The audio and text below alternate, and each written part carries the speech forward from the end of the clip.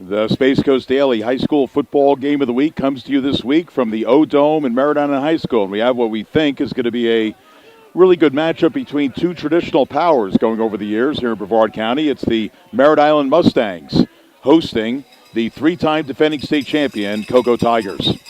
And a pleasant good evening, everyone. J.C. Miles with you at Space Coast Daily. Got Zach Clark on color commentary tonight. He's also executive producer. And we also got Beth York, a production assistant, helping us out tonight. So this should be a good battle. Cocoa, again, doing something they've done pretty traditionally the last 3 years, winning another state title, of course, last year. And, of course, last week beat Bradford in the Kickoff Classic 16-7. Of course, the game does not count, but good win for Cocoa, though they only scored 16 points. That was actually a rematch of the 2023 state title game, also won by the Tigers 20-6. So Cocoa coming in off that effort against Bradford. As for Merritt Island, a tough week last week. They lost to Central out of Fort Pierce. They jumped out to a 3-0 lead at the end of the first quarter, and then the wheels kind of fell off the wagon as Merritt Island scored 30 points in the second quarter. And then they scored 30 points in the second quarter, and then just 6 points after that. But the second quarter was a killer, and Merritt Island losing that game last week. Again, it doesn't count, but they lost 36-16. And joining me tonight is Zach Clark, our second year together. Zach, great to be back with you for another high school football season. It's exciting to be here, JC, and we're very excited to have you back on board again this season. And we got a lot of great storylines heading into this season. And, we had the Kickoff Classics last week. We had Space Coast Vipers on Space Coast Daily TV that kicked off the season in the SSA. And we won the season last year. And then we also had the next day, we had the Kickoff Classic, as you just mentioned, between Bradford and Cocoa, and I was at that game. And, it was a close game heading into the fourth quarter. And Cocoa came out of the gate and started off pretty good, but Bradford hung around there for a while, but Cocoa eventually became victorious. And we're going to have a great game here tonight between these two powerhouse programs here. Probably these two programs are the biggest staples of Brevard County when it comes to football, and the history behind both of these programs is astronomical. And we're in for a treat here tonight as we kick off the season. Now, it's interesting, last week, Cocoa's main offensive weapon was Keelan Gonzalez. He kicked 3 field goals, and Cocoa only had, 1 touchdown. So I think one of the storylines that you might be talking about is Cocoa's offense is going to look a little bit different, a lot of talent, but players like Hart and Boggs, 2 key guys last year, have moved on, to college.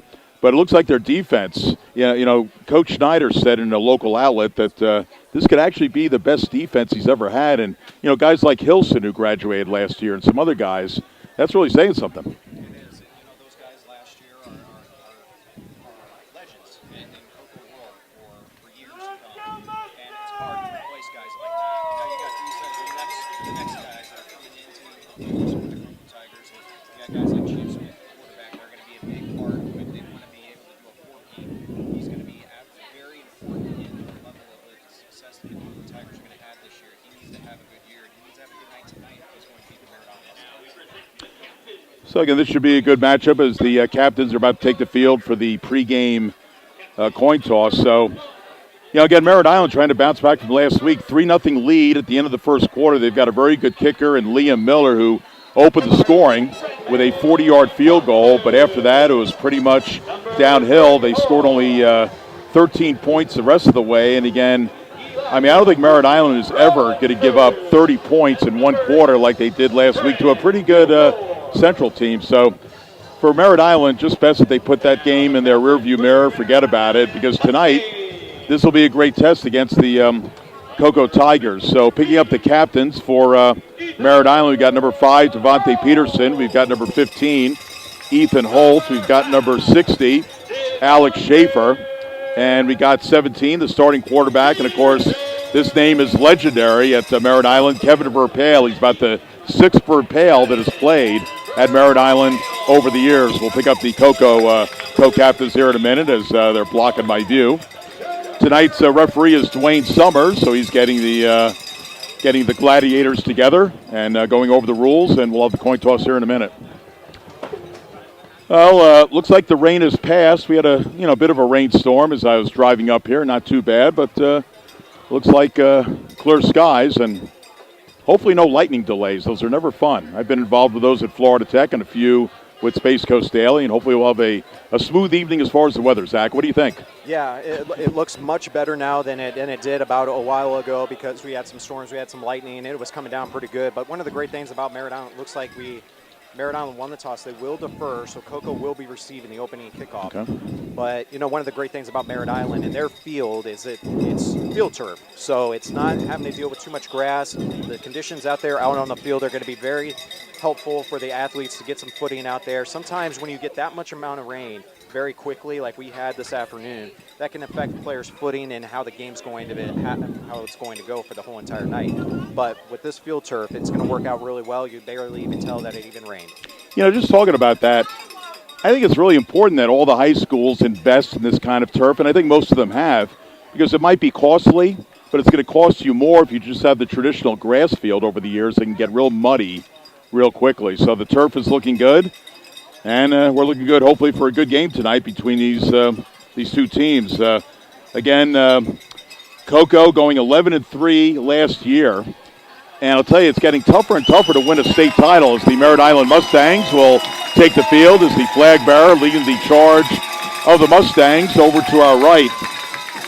But I'll tell you, it's getting harder to win a state title in high school football. I mean, Cocoa had to win 5 playoff games last year, and as good as they are, that is still quite an achievement. They capped it off with a win over Gadsden County down in the Miami area to win their third consecutive state title and their 7th overall. But I'll tell you, the seasons just get longer and longer in high school football, don't they, Zach? It is, yeah. Sorry, JC, I can barely hear you with these cowbells here in Merritt Island. The cowbells are out in full force here at Merritt Island, and but great stuff here. We're expecting a great game here tonight, and you can feel the excitement in the air for high school football back here on the Space Coast, and we expect a lot of great moments this season, and we got a lot of great players too that are going to be possibly going to the next level next year that are committed to some great schools across the county. We'll talk a little bit more about those guys here in just a little bit. Cocoa has a few.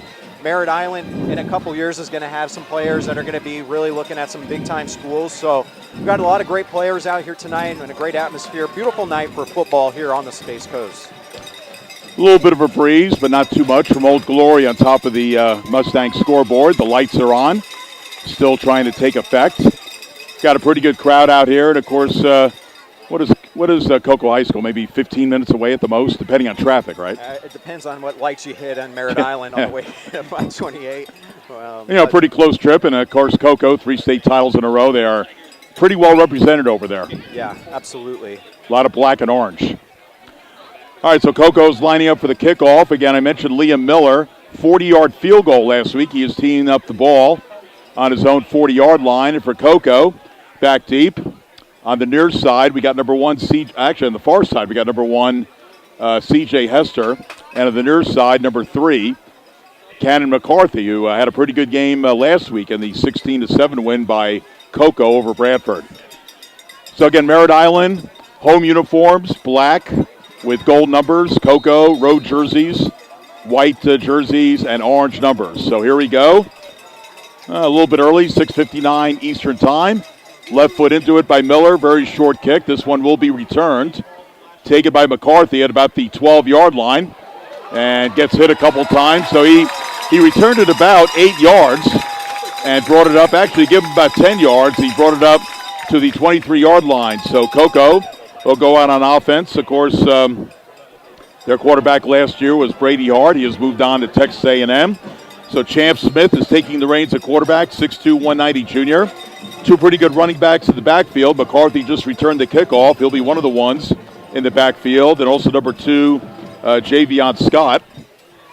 Wide receivers intermingling tonight will be Troy Sillerbond and Zay Hawkins along with Tank White. We'll give the offensive line in a moment, but the Tigers will line up. It'll be a first down from their own 22-yard line. So first set of downs for the Tigers. Shotgun quarterback is Smith. Play fake, looking left side. The ball caught, and it's going to be a short gain, but they do gain about 3 up to the 25-yard line, so that'll bring up about a second down and 7. You know, JC, it's going to be big for Merritt Island tonight to tackle in the open field and win one-on-one battles. That's going to be a big matchup to be able to watch here between these wide receivers and these defensive backs for Merritt Island. Keep an eye on that. That was a good tackle there for Merritt Island in the open field. That was Jamal Smith on the first catch of the night, and we got a little bit of a problem. The officials are trying to sort out. Again, Dwayne Summers is the head guy with the white cap. So again, gain of 3 in that last play. It'll be 2nd and 7 for the Tigers from their own 25, just underway from the O-Dome at Merritt Island High School. These two teams have met only 9 times over the years, and Cocoa has a 7-2 advantage. So 2 receivers right, 2 receivers left. Pass is complete. Once in goes to Smith. He'll have a first down, and he gets out of bounds at about the 36-yard line. So he's going to gain about 8, and it'll be a first down for Cocoa. Big thing for Cocoa is they want to run with tempo. Once they are on schedule and they get that first down, they can go pretty quick. So keep an eye on Cocoa and being able to get good yards on 1st and 2nd down. So first down for the 37, and again, it goes to Smith. And Smith will gain about 5, so we've had 3 consecutive passes from Smith to Smith. Okay, I don't think they're related.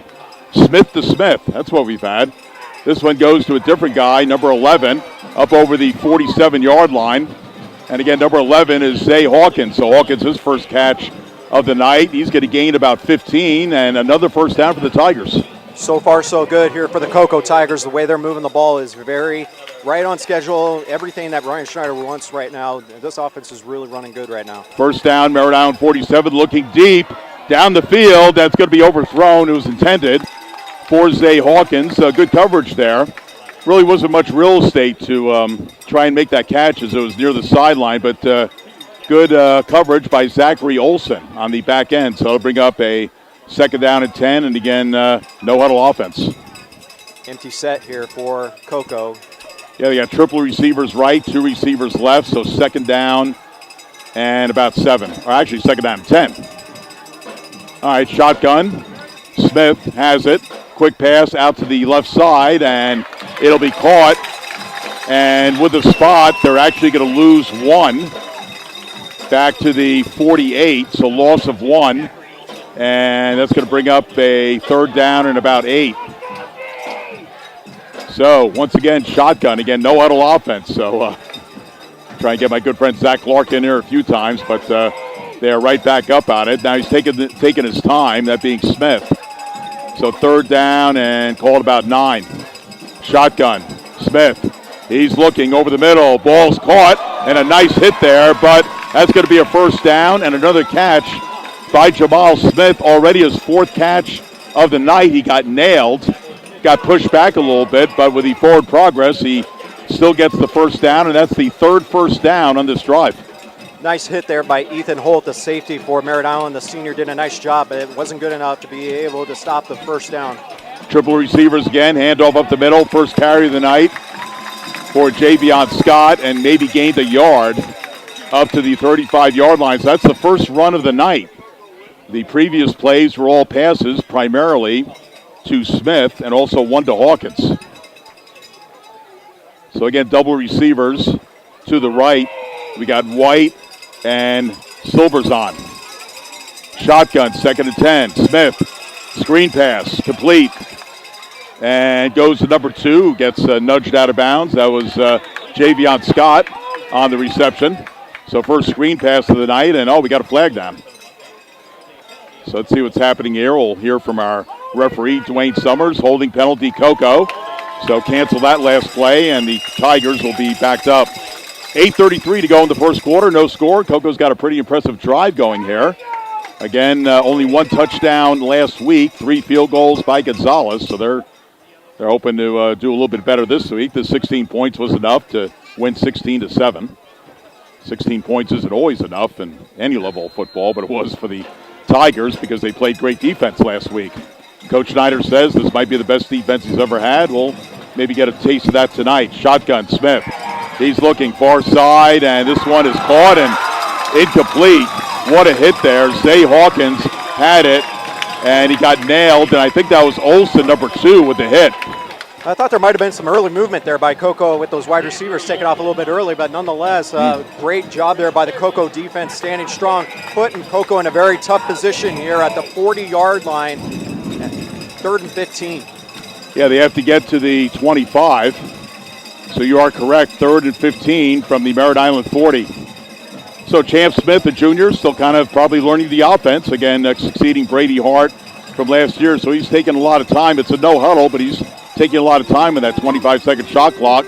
He has it, back to pass, throws over the middle, and it's incomplete. In and out of the hands of Silverzon. Probably should have had it. And a little bit of a hit there. Looked like number 5, Devontae Peterson, on the hit. So Cocoa is kind of in no man's land here. They could punt or go for it. It looks like they're going to punt. So again, we have a mystery punter. I was told on the sideline when I went down to talk to the Cocoa coaches, they couldn't name their new punter. This kid evidently just joined the team, so we'll see how he does there. Evidently Gonzalez did the punting last week. He is the kicker. Sometimes kickers and punters are the same in high school, but evidently not here, and got to stop it here. Kamar Fielder and Keith Hamilton back to receive for the Merritt Island Mustangs. And be ready for a block here. Merritt Island's notorious for some of these. Snap is off. Oh, pretty short kick, but it's a short field, and this one will be taken at the 4-yard line, and a short return there by Hamilton. So pretty nice punt. You know, distance-wise, it was only about 30 yards, but again, it was a short field, so good job by the mystery punter to get that to the 10-yard line, and this will be our first look tonight at the Merritt Island offense. You know, special teams could play a big part in this game if it comes down to the wire, and both of these teams have great kickers on both sides. Wind isn't going to be too much of a factor. It's blowing a little bit, swirling around a little bit. It was blowing left to right for a little bit. Now it's blowing a little bit right to left, so keep an eye on that. But both of these field goal kickers, really good kickers here tonight, and we also, special teams in close games always play a big part in games like these. So 7:58 to go in the first quarter. No score, and Merritt Island with the ball at their own 10-yard line. Elaine Adams in the backfield. He got the first 3 rushing plays last week, so let's see if they go with him early. And then Verpale started to settle down into the passing game. Shotgun Verpale, and he will hand it off to Adams, and Adams is clogged up. There's no place to run. They will give him forward progress to the 10.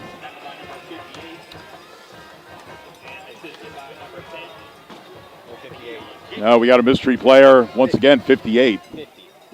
Oh, Chavars Thompson, nicknamed Red Man, on the tackle. You know, that was an interesting thing that we took away from last week's game was the interior defensive line for Cocoa is very stout. Keep an eye on this group this season. This is going to disrupt a lot of rushing attacks here for a lot of teams this year. They gave Bradford fits last week in the Kickoff Classic. Bradford, a really good team. A team that probably the Cocoa Tigers are going to see again later on in the season when it comes to playoffs. That was a really good offensive line, and Cocoa really had their way up front. So pay attention to the defensive line for Cocoa in this matchup against the Merritt Island offensive line. So 2nd and 11 from the 9, shotgun Verpale. Again, we're going to see a lot of shotgun for both quarterbacks. Verpale claps once, no snap. And he's taking his time. I mean, the clock must be running down. Adams is right behind him. And Verpale takes the snap and once again hands it off to Adams. And just like the previous play, not much room to run. I think he got back to the original line of scrimmage. Actually might have gained 1 right back to the original line of scrimmage. It'll be 3rd down and 10. You know, one thing that Bradford had success on last week, JC, was getting to the outside. Running into the teeth of this Cocoa defensive front is going to be very challenging for the Merritt Island Mustangs, if that is a strategy into this game. Obviously, Coach Murray probably wants to establish a good run game early on and set the tone in the middle. But right now, Bradford had a lot of success getting on the outside edge. So 3rd and 10 for the Mustangs. On their own 10-yard line, we've got Robinson and Thomas split out to the left, and we got a timeout for Merritt Island with 6:02 to go in the first quarter. Let's take a break. We'll be right back. No score here at Merritt Island. Space Coast Daily is Brevard's most trusted news. Through spacecoastdaily.com and Space Coast Daily's social media reach, hundreds of thousands of people stay informed every day.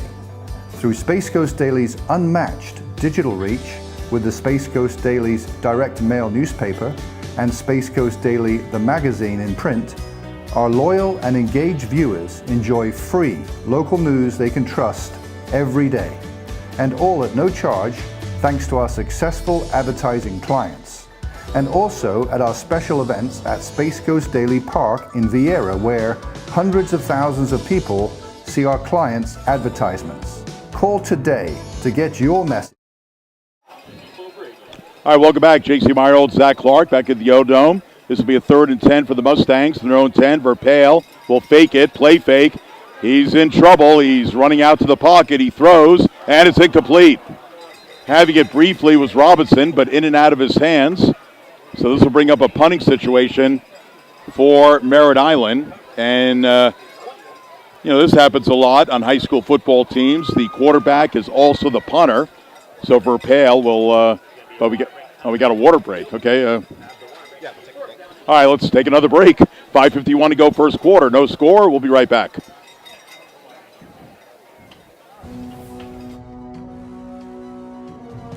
This is where we're building the future. This is where we meet the challenge, where leaders emerge and careers take flight. This is where you discover new opportunities. Choose to stand where excellence lives, where titans rise. Eastern Florida State College.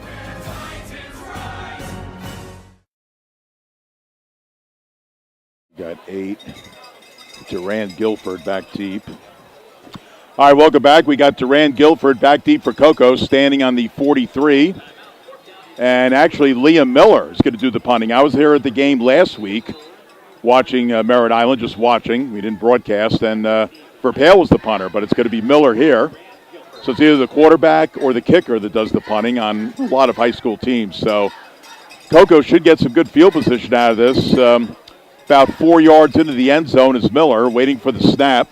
And again, Guilford back deep for Coco. Snap is over, gets it done with the left foot. Pretty good kick, very high elevation.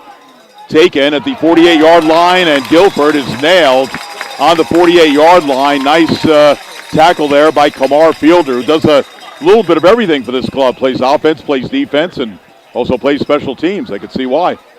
So Coco will still get pretty good field position. First down for the Merritt Island 48. Again, no score, 5:40 to go in the first quarter. It was really interesting last week in that Bradford game in Coco. Coco didn't take one snap in their own territory till the 3rd quarter in that Really? game. Wow. So Coco has had really good field position here to begin the season in a lot of their possessions. It's about finishing drives for this team and this offense. That's got to be something that they got to be able to work on. It's early on right now, but something to keep an eye on for Coco is be able to finish drives when they get a good long drive going and getting 6 as opposed to trying to settle for 3 or a punt. So the Tigers will have it, a first down from the Merritt Island 48-yard line. Once again, Champ Smith, junior quarterback, is in the shotgun. We got 2 receivers over to the right, 2 to the left. We got motion. Handoff will go to Smith. So Smith hands it off to Smith. And Jamal Smith will get a pretty good gain from the 48 to about the 44, gain of 4, 2nd and 6. Good gain there for the Coco offense right now, bringing up 2nd down and 6, and they're going to move very quickly. Handoff goes to Scott. Scott around the left side, open territory. Oh, we got a flag down. This might come back. It's not at the line of scrimmage, so we can't say truthfully that it's holding, but we'll see what it is. And let's see. Well, it's holding about 5 yards from the line of scrimmage on Coco, so second penalty on the Tigers and their second holding penalty of the ball game. Penalties are drive killers, and that's something that has to have Coach Ryan Schneider very frustrated, is getting a good drive, getting good tempo, and then you blow up with a holding call, something that they'll be able to work upon, and it's something you'll see early on in the season, but traditionally Coco gets really fluid later on in the season. It takes a little used to getting every ball to chemistry with all these new faces on the offensive line and at the wide receiver position, the quarterback position.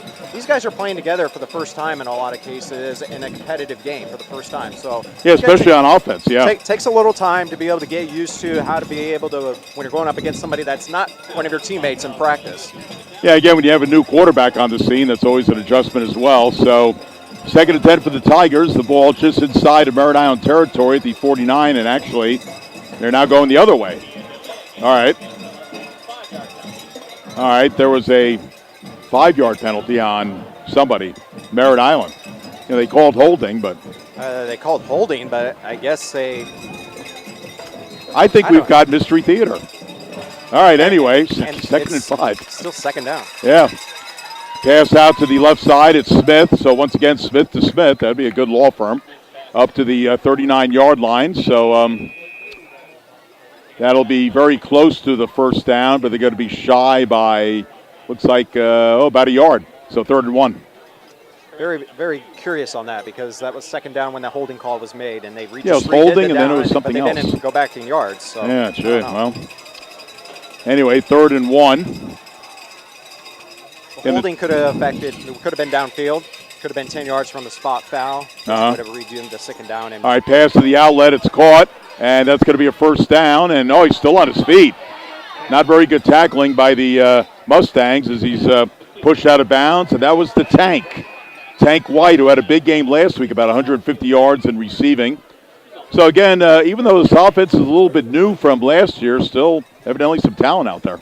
Well, Coco, they're always going to have talent on the outside edge and in the backfield, and that's going to be a big part for them in being able to have success this year, is being able to get used to each other, playing together for the first time. But there's no question Coco has talent out there to be able to compete with the best in the state. All right, first down play. Handoff up the middle goes to Scott. Big hole, trying to barrel over a couple of Mustangs, and he gets up to the 12-yard line. So that's going to be a gain of about 13 for Scott. And for Coco, I believe that is first down number 5 on this drive. Got to finish drives here in the Erdman Automotive red zone now. Can still get a first down at the 2-yard line. Quickly moving first quarter, coming up at the 4-minute mark, no score. Coco threatening, handoff Scott once again. That time Scott is wrapped up by a couple of Mustangs. Alex Schaefer in on the tackle there, and also we had number 8 Deshaun Thomas, and he's one to watch this year. He started as a freshman for the Merritt Island Mustangs, and this is his 3rd year now with the Mustangs. Keep an eye on him. He went to a lot of camps, and he is a big force to be reckoned with, especially when on the offense side of the ball. That's at least 2 players that go both ways. Pass out to the flat right side. It goes to Scott, and Scott is still in bounds and being rudely pushed out of bounds, but he was still in bounds. That was Devontae Peterson pushing him out of bounds. We got another penalty. Jeez. Boy. All right, this one is against the Mustangs. I didn't quite get the signal. Dwayne Summers, our referee tonight. So I don't know if I want to call it a penalty-infested first quarter, but I think we've had about 5 total penalties. So defensive holding on Merritt Island, and that's going to be an automatic first down, and Coco in a good spot here to score. It'll be 1st and goal from the 4. So again, shotgun Champ Smith with Scott right beside him. Scott gets him. He's wrapped up and taken down. Good tackle there by number 40. There's Nathan Schaefer again, already 2 tackles.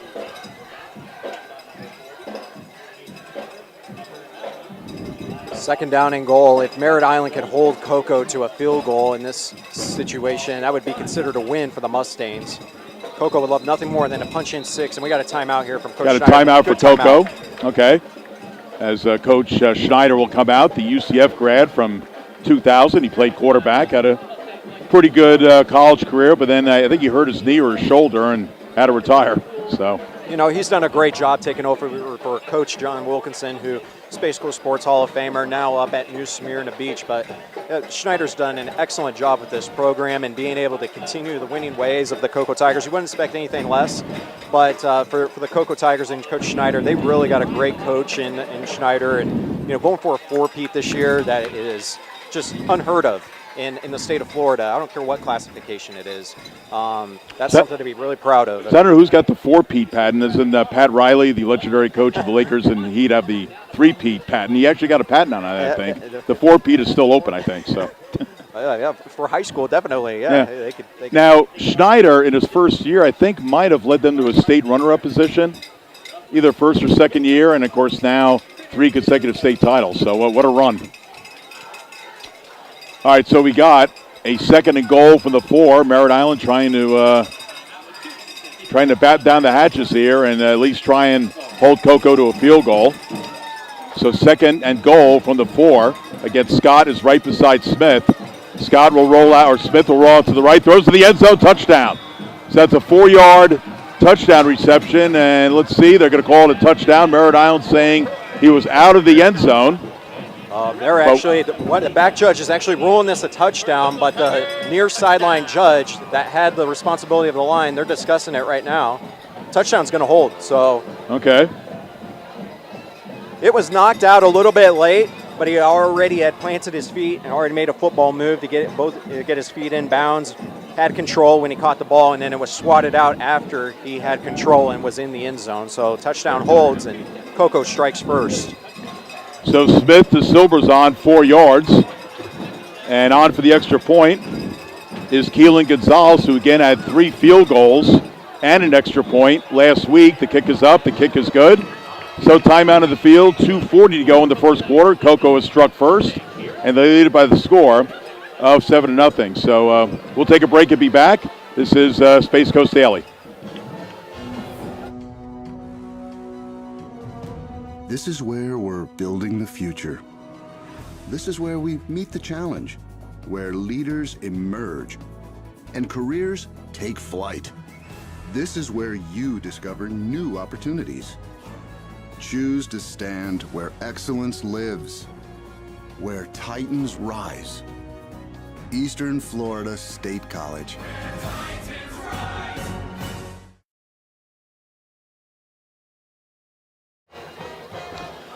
2:40 to go in the first quarter, 7-0. Cocoa leading it over Merritt Island. So Keelan Gonzalez, who just converted the extra point and who had 3 field goals last week, will tee it up from his own 40-yard line. And back deep for Merritt Island, we got number 6, Kamar Fielder. Fielder's on the near side, and we got Rondé Monroe on the far side. And it is pronounced Rondé. I'm glad the PA announcer verified that for me. Raunde, Rondé. So, there you go. All right, Gonzalez, right-footed kicker, will kick it. This one will be in the field of play. Taken by Fielder inside the 10-yard line, up to the just shy of the 25. So we'll give him about a 10-yard return. And Merritt Island, who had to punt on their first series of downs, will get another crack at it with 2:31 to go first quarter, 7-0 Cocoa. Yeah, got a 3-and-out on the first drive. It's going to be very important for Merritt Island to at least get a couple first downs, give their defense a little bit of a breather. I feel like Cocoa's been out there on offense quite a bit there. That can take it can be taxing for a defense to be out there for a whole quarter for the most part. So give their defense a little bit of a break, sustain a little bit of a drive. Don't necessarily need to get points here. You'd love to get points if you're Merritt Island, but it's more important right now that you sustain a drive and give your defense a breather. So Kevin Verpale last week had 1 touchdown pass of 4 yards to Deshaun Thomas, but he also had 3 interceptions. That really hurt. And again, in the long line of Verpales that played not only football but volleyball at Merritt Island. Shotgun, handoff, and it goes to number 9 around the left side. He maybe gains 2, and again, number 9 is Rondé Monroe, the junior. So that'll be a short gain. Let's see where they line it up. Actually, it looks like it's going to be no gain, 2nd and 10. Oh, Coco's really challenging these Merritt Island wide receivers right now. There's about 9 guys in the box right now for the defense. Sold out box. And they have, for Merritt Island, you got to put this over the top and at least maybe make those safeties at least keep you honest a little bit, because right now Coco's just teeing off up front. So empty backfield, 3 receivers out to the far right, to the near left, and now motion Thomas in front of Verpale, gets it, throws it, middle of the field, and that'll be a short gain of about 3 yards. Ball caught by Thomas, so that'll bring up a 3rd down and about 7. Let's give the Merritt Island offensive line while we have a moment. Joey Sonnenberg is the center. Alex Schaefer and Kevin Martinez Fontanez are the guards. The 2 tackles are Andrew Metcalf and Cameron Clements. Again, we got Deshaun Thomas at tight end, but it'll also line up at other parts of the field. Femi Howard, one of the receivers, along with Dontarius Robinson, and then a rotation of Kamar Fielder and Keith Hamilton. So that tells you about the Merritt Island offense. We'll try and talk about the Cocoa defense here in a moment. So clock exactly has 1 minute to go first quarter, and this will be a 3rd down and 6 for Merritt Island. Shotgun Verpale. He will throw it, and incomplete, in and out of the hands of Femi Howard, and in the vicinity defending for Cocoa was 8 Durant Guilford and also 20 O'Keefe's Battle. So it's another quick possession for Merritt Island. They have to punt. That's very tough for the Merritt Island Mustangs. 2 3 and outs, and now you put your defense back out on the field. Cocoa's going to get pretty good field position based upon where they are positioned here for the punt return, but not at the ideal start here for Coach Murray and the Merritt Island Mustangs.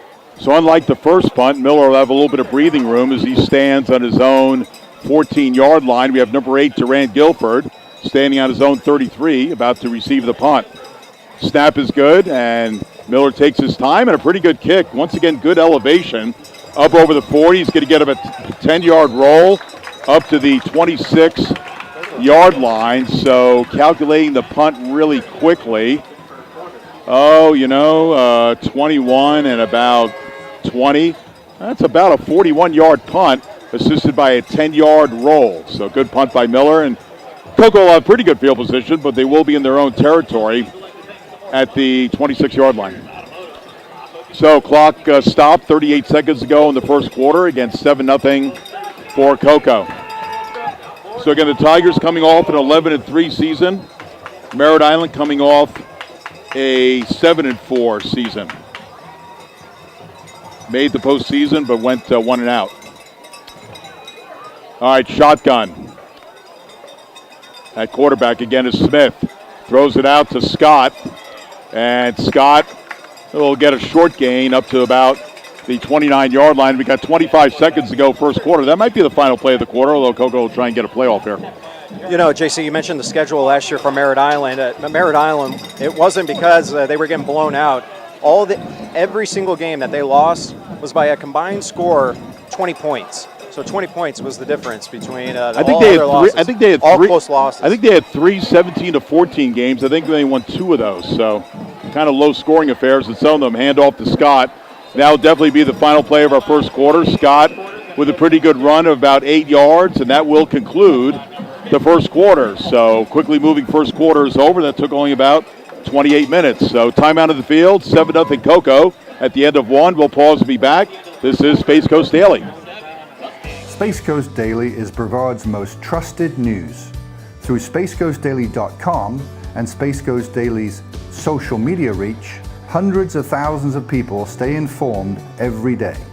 Through Space Coast Daily's unmatched digital reach with the Space Coast Daily's direct mail newspaper and Space Coast Daily the magazine in print, our loyal and engaged viewers enjoy free local news they can trust every day, and all at no charge thanks to our successful advertising clients.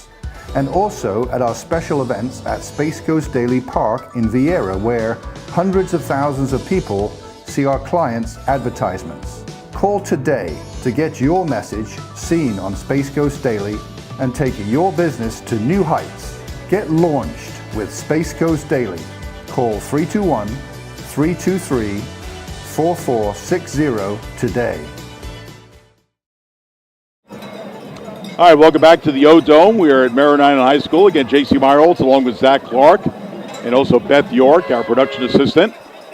Getting underway here in the second quarter. They have switched sides of the field. So again, Cocoa, if you're just tuning in, white uniforms, orange numbers moving right to left, and Merritt Island, black uniforms, gold numbers moving left to right. So first down from the 35. Smith back to pass, has some time. He thinks about running it, and he will run it up to the 40 and to the 44-yard line as he's pushed out of bounds, and he's going to gain about 7 up to about the 44. So first run of the night for the junior quarterback, Champ Smith, gain of 7, second, and actually they'll call it 8, 2nd and 2. Good decision there by Champ Smith. Something that last week was noticeable. Sometimes he would make a decision, try to force a throw. Better decision there, get the sure yards, get 6-7 yards, and well, now we got a flag. A delay of game. Another so flag. Just as I was giving him a compliment, we got a delay of game. So, the first few weeks of the year, it's usually 2 things for me: too many flags and too many cramps. Yeah. No cramps so far, but we might get a few of those as we go on, and that's just getting into better shape as the season goes on. But that's a good sign. Now we got another flag. Oh, another flag. Jeez. I think Flag Day's in May. Looks like for equipment. One of the Merritt Island Mustangs. Looks like that number 5 for the Merritt Island Mustangs. Devontae Peterson needs to come to the sideline for equipment. Yeah, they called it a delay, but yeah, it's probably an equipment issue. Merritt Island a little bit disorganized defensively. Ontarius Robinson quickly checks in. And the referee, Dwayne Summers, not quite ready to go. Now, again, Merritt Island really struggled last week, losing 36-16 to Central. And again, a 30-point quarter for Central in the second. I don't think Merritt Island's going to give up 30 points in a quarter again this year. Now we got another penalty against Merritt Island. So I think we had 2 penalties there. Yeah, there was 2 delay of games on Merritt Island for that. I've never seen that before, but just a lot of confusion on substitutions on personnel who was supposed to be in the game at that particular moment, and just like that, first down. Cocoa first down for their own 49. Quick pass out to the flat to the left side and bumped out of bounds with the catch. It was 21, Zaylen Chappell, the sophomore, with his first catch of the night and his first catch of the season, and that'll gain about 7 up to the 44. So 2nd and 3 for Cocoa for the Merritt Island 44. Quick pass again, and once again goes to Chappell. So Chappell with 2 consecutive receptions. He's very close to the first down. We'll see if they move the chain sticks. Looks like it's going to be about a yard short, 3rd and 1. 3rd and 1 here, and you got to think that Cocoa's going to utilize their power run game in this situation, try to overload this defensive front for the Merritt Island Mustangs on this play. So 2 receivers out to the right. Smith handoff, and that'll be a first down. We got another penalty flag, and it's in the spot of probably offensive holding. If it's not that, I would be shocked, and I'm not shocked. It's offensive holding on Cocoa.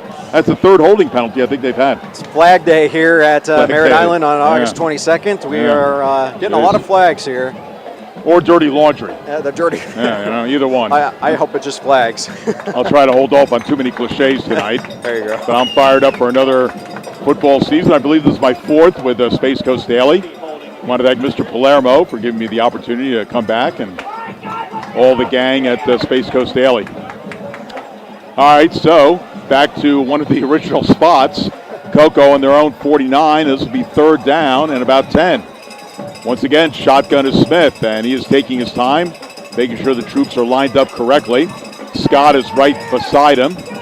Back to pass is Smith, throws near side, caught, and incomplete.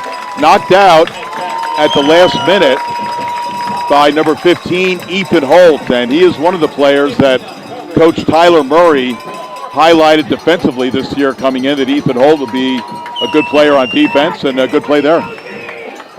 It was a safe play for the Cocoa Tigers. Only way that they would be able to get a first down was to maybe run a play like that. And very safe. Didn't want to try to throw an interception there on 3rd and long. Trust your defense here today. They've shown that they can be able to be very stout up front and giving Merritt Island all the problems. Don't want to make a mistake near midfield. So 2nd punt of the game for number 67. Snap is good. Pretty good kick, high in the air. And this is going to take a Merritt Island bounce, only about 3 yards, and it's down at the 29-yard line. So that was about a 31-yard punt for Cocoa. No return for Merritt Island. They'll take over. And they have gone 2 consecutive 3-and-outs. They do not have a first down yet. And they're looking to at least get that, if not more, with 10:31 to go in the first half, and it's still 7-0 Cocoa. I just would like to see Merritt Island maybe stretch the field a little bit and go deep and at least make these safeties at least have to defend the full field. Verpale, quick pass goes to Femi Howard, and Howard with the reception. He might have gained 1 yard depending on the spot, but you had 3 white shirts there, including one of the best ones in the team, C.J. Hester. I think he's going to be playing some college ball next year along with a lot of these other Cocoa Tigers. He led the trifecta on that play. Called a loss of 1, 2nd and 11. Merritt Island's offense is just operating in a telephone booth right now. It is really? just very challenging to be able to get some positive yards here. And when you can't get the ball down the field, it creates just a defense that's teeing off on you. Verpail pass is incomplete. Very low pass as went to Deshaun Thomas. I mean, he had to reach down to the ground, couldn't come up with it. And that'll bring up a 3rd down and 11. Again, Verpail, tough game last week against Central. Had the 4-yard touchdown pass to Thomas, but had 3 interceptions. I mean, without those 3 interceptions, maybe Merritt Island would have made that game a little closer. They lost 36-16. Big 3rd down here for the Merritt Island Mustangs, and well, to try to get a first down or at least get it close enough so you might be able to have a chance to go for it, but got to stretch the field. So 3rd down and 10 for the Mustangs from their own 30. 1 man in the backfield. Double receivers on both sides. Verpail has time. Being flushed out. He's going to be sacked. That is barely a sack. Looks like about 1 yard behind the line of scrimmage. And in on the sack, we had Tremaine Wells and also 42. Also was in that play. Beckett Pinnock, okay. Well, great job there again by this Cocoa defense. And you talked to Schneider, JC, and that he thinks that this is one of his best defenses he's ever had. And that's quite a statement to make for all those great teams he's had for the last 3 to 4 years. That might put a little pressure on the defense. I mean, it might be premature, but we'll see. Yeah. Well, he's trying to pump his kids up. Hey, you guys could be the best, so maybe that's okay. Absolutely. All right, so Miller punted the first 2 times, but there's Verpail, who did all the punting last week, standing on his own 13. Signals being called. Snap is good. And gets off a nice one. Caught at the 31. It's a fair catch made by Guilford, so nice punt by Verpail. I mean, oh, look, we got another flag down at the 43-yard line on the left side, so we'll see what that is about. But too many penalties so far. That was a 40-yard punt. About 40 yards, yeah, no return. All right, so I think this one is going to go against Merritt Island on the return. 8:48 to go first half, 7-0 Cocoa. Again, these two teams, this is surprising with the history with these two programs. They've only met 9 times. Cocoa has the advantage, 7-2, but, you know, Zach, I looked it up at Max Preps. Their last meeting was actually 2012. It was like 13 years ago. You would think these two teams would meet a little more often, but, I mean, what are they, 10 miles apart? I mean, yeah, they had the it would save on travel, you know. They had a Kickoff Classic last year, but, you know, oh, they did? Okay. it's just one of those things. You just don't play one of the foes. Okay, well, that game honestly, this is a matchup we should have every year. Okay, that game didn't count. Okay, so actually, they did play last year in the KO Classic. Screen pass, ball caught Scott. Scott trying to stay in bounds, and he shoved out of bounds at about the 30-yard line. So that's going to be another penalty. Oh, jeez. So a holding penalty on Cocoa. All right, so illegal sub. Okay. Oh, that's going to be an illegal substitution. Oh, well, the referee signaled for ineligible man. He tapped his top of the head. Okay. He was going to his shoulders at first, but So in basketball, it would have been a shot clock violation, but in football, it's an ineligible man downfield. The old tap on the head. Coach Schneider does not appear to be very happy. I think he's okay with the officials. He's yelling at his players, saying that, you know, do better.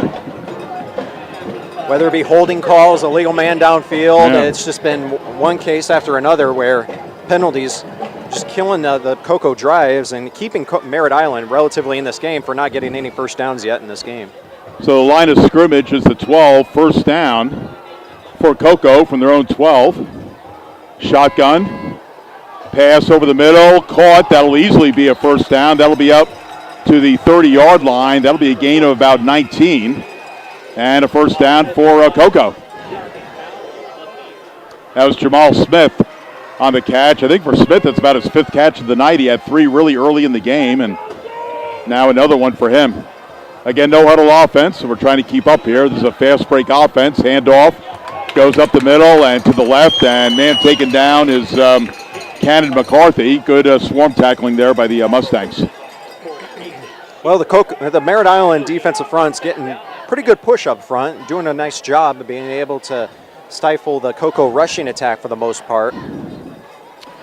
It's going to be interesting though in situations like this when obvious passing down, second down and long. How does Merritt Island get pressure on the quarterback? All right, second down play.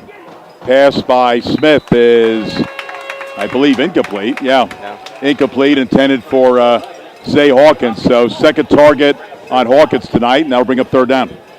Third down and long coming up for the Cocoa offense. Merritt Island brings in an extra defensive back. 3 wide receivers set to the top side of your screen. So 3rd and 10 for Cocoa from their own 30, trying to keep this drive alive. Smith rolling out. Still rolling out. Still has it, being pursued by Howell. Throws it far down the field. The man is double covered, and it's going to be intercepted. Threw it into double coverage. Intercepted by Fielder. To 35, to the 40, the 45, the 50. Big return. Could he go all the way? No, he's going to be taken down. And we got another penalty flag down. So after all that running of about 50 yards, let's see if that play will stand, because the flag is about at the original line of scrimmage, and we'll have to see who this is on. So again, it was Smith throwing into double coverage. Oh, we got holding defensively on Merritt Island, and the Mustang crowd is not going to be happy with that one. Oh, this is going to be a huge momentum killer if this is on the Merritt Island Mustangs before that pass was thrown. If it was thrown after the interception will stand. Deshaun Thomas is very perplexed as he's talking to his coaches, saying, "Yeah, I didn't do anything wrong." All right, so that would have been an interception against Smith's record, but wipe it off the board. Tyler Murray doesn't appear to be very happy. Well, saying, this interception is actually going to hold. The defense for Cocoa is actually going to stay out there at the moment. Oh, okay. So the interception will hold. It'll be 10 yards from where the holding call was on the return. So Merritt Island will still retain possession, but they're going to have great field position here at the 42-yard line. So it's after the interception? Yes. Okay. Yes. Okay. Yep. All right. All right. Thanks for clarifying that, Zach. I spoke a little bit too soon. So, but now it's a chance for Merritt Island. Yeah. You know, you haven't had a first down yet in this game. It's 6:54 to go, and you're only down 7 points against the Cocoa Tigers. They're a bit lucky. Three-time defending state champs. Let's push the ball down the field a little bit. Yeah. You know, make those safeties work for them. As the late Al Davis used to say, go vertical. All right, 42-yard line of scrimmage. Merritt Island at Cocoa's 42. Handoff goes to Adams, who's been very quiet tonight, hasn't gotten too many carries. Again, he got the first 3 carries last week. That's only about his second carry of the game, but good play there. Gains 5 up the middle, 2nd and 5. Probably the best play of the day for the offense for Merritt Island right yeah. there. It's been yards have been tough to come by for the Mustangs. So they are halfway to a first down, which again they have not achieved yet tonight. Single receivers right and left. And it'll be second down at 5. For Pale calling signals. We got motion. Handoff around the left side, and there's the first down of the ball game. An 8-yard carry by 13. Drew Sarver. That was the old-fashioned jet sweep. As Sarver came in motion, got the ball, and got around the left end, and about a gain of 8, first down. We got a timeout now for a water break, so we're going to take a quick break. When we come back, Merritt Island getting their first down, knocking on the door of the Cocoa Tigers, Erdman Automotive Red Zone. We're going to be right back here. Cocoa leading 7-0 over the Merritt Island Mustangs.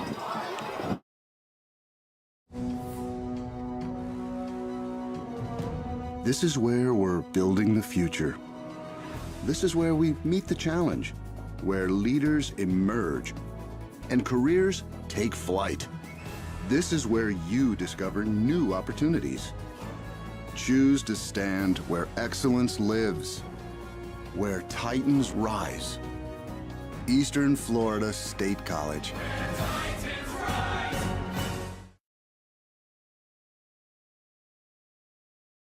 I'm sorry?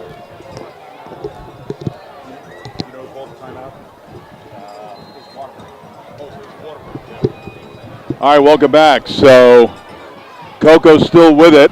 Or no, Merritt Island has it. I'm sorry. First down from the 27. So again, they picked up their first down of the game. Play fake to Adams.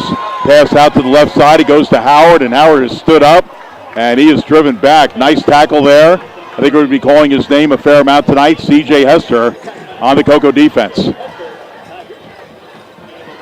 So Howard, I believe, with his second catch of the night. And that'll bring up second down and about 3. So they are giving him forward progress and giving him about 7 yards. So again, 7-0 Cocoa. Clock winding down in the first half, 5:20 to go. And this is Merritt Island's deepest penetration so far, but can they cash it in with 6? 2nd and 3 from the 21. Motion. Handoff up the middle, goes to Adams. Again for Adams, only about his 3rd carry of the night, and he is pushing the pile. I don't think we have the tush push going, but the offensive line was pushing forward, and about 4 extra yards there for Adams, and goes to the 10-yard line. Is tush push legal in high school football? I mean, herd of Mustangs and a host of Tigers, and the Mustangs are taking them for a ride. Okay, shotgun, handoff Adams again up the middle. This time he is met. I think we got a stoppage. Oh, we got a flag on the far side. Another flag. It's like a pre-snap penalty on that. It's going to fall on Coco's side. Oh, okay. It's going to really help out Merritt Island in the red zone. Again, Dwayne Summers, the man in the white cap tonight. Umpires Marcus Lumpkin, John Scarpino is the line judge. James Woodward is the linesman. Side judge is Terry Bradley, and the field judge is David Mitchell. Keep an eye on Deshaun Thomas, number 8 for the Merritt Island Mustangs. A big physical threat here in the red zone, 6'4", 220 frame, lining up at the tight end position. They like to go to him in these situations. So automatic first down. It is 1st and goal from the 5. Boy, if you're Merritt Island, you have got to cash this in. Only 1 touchdown scored last week against Central. They could add more. Shotgun. Fast out to the flat to number 13. And again, that is Drew Salver, who had the jet sweep earlier. Gets very close to the goal line, but he is shy. And looks like he got to the 1, so gain of about 4, and it'll be 2nd and goal from the 1. Oh, we might get our first experience with the Wild Mustang formation for the really? Merritt Island Wild Mustangs. Mustang, huh? Oh. Yeah, and here it is right here. It's Deshaun Thomas in the backfield, the quarterback position. So they are heavy on the right side of the line. And handoff, actually, it's a keeper. And it's a touchdown to Sean Thomas. So Thomas had a touchdown reception last week, and it didn't count, though. It was Kickoff Classic. Gets his first rushing touchdown, and we do have a flag in the end zone, probably excessive celebration, but we will double-check on that, but I'm sure the touchdown is going to count. Yeah, you can't celebrate that much. This is in the NFL. This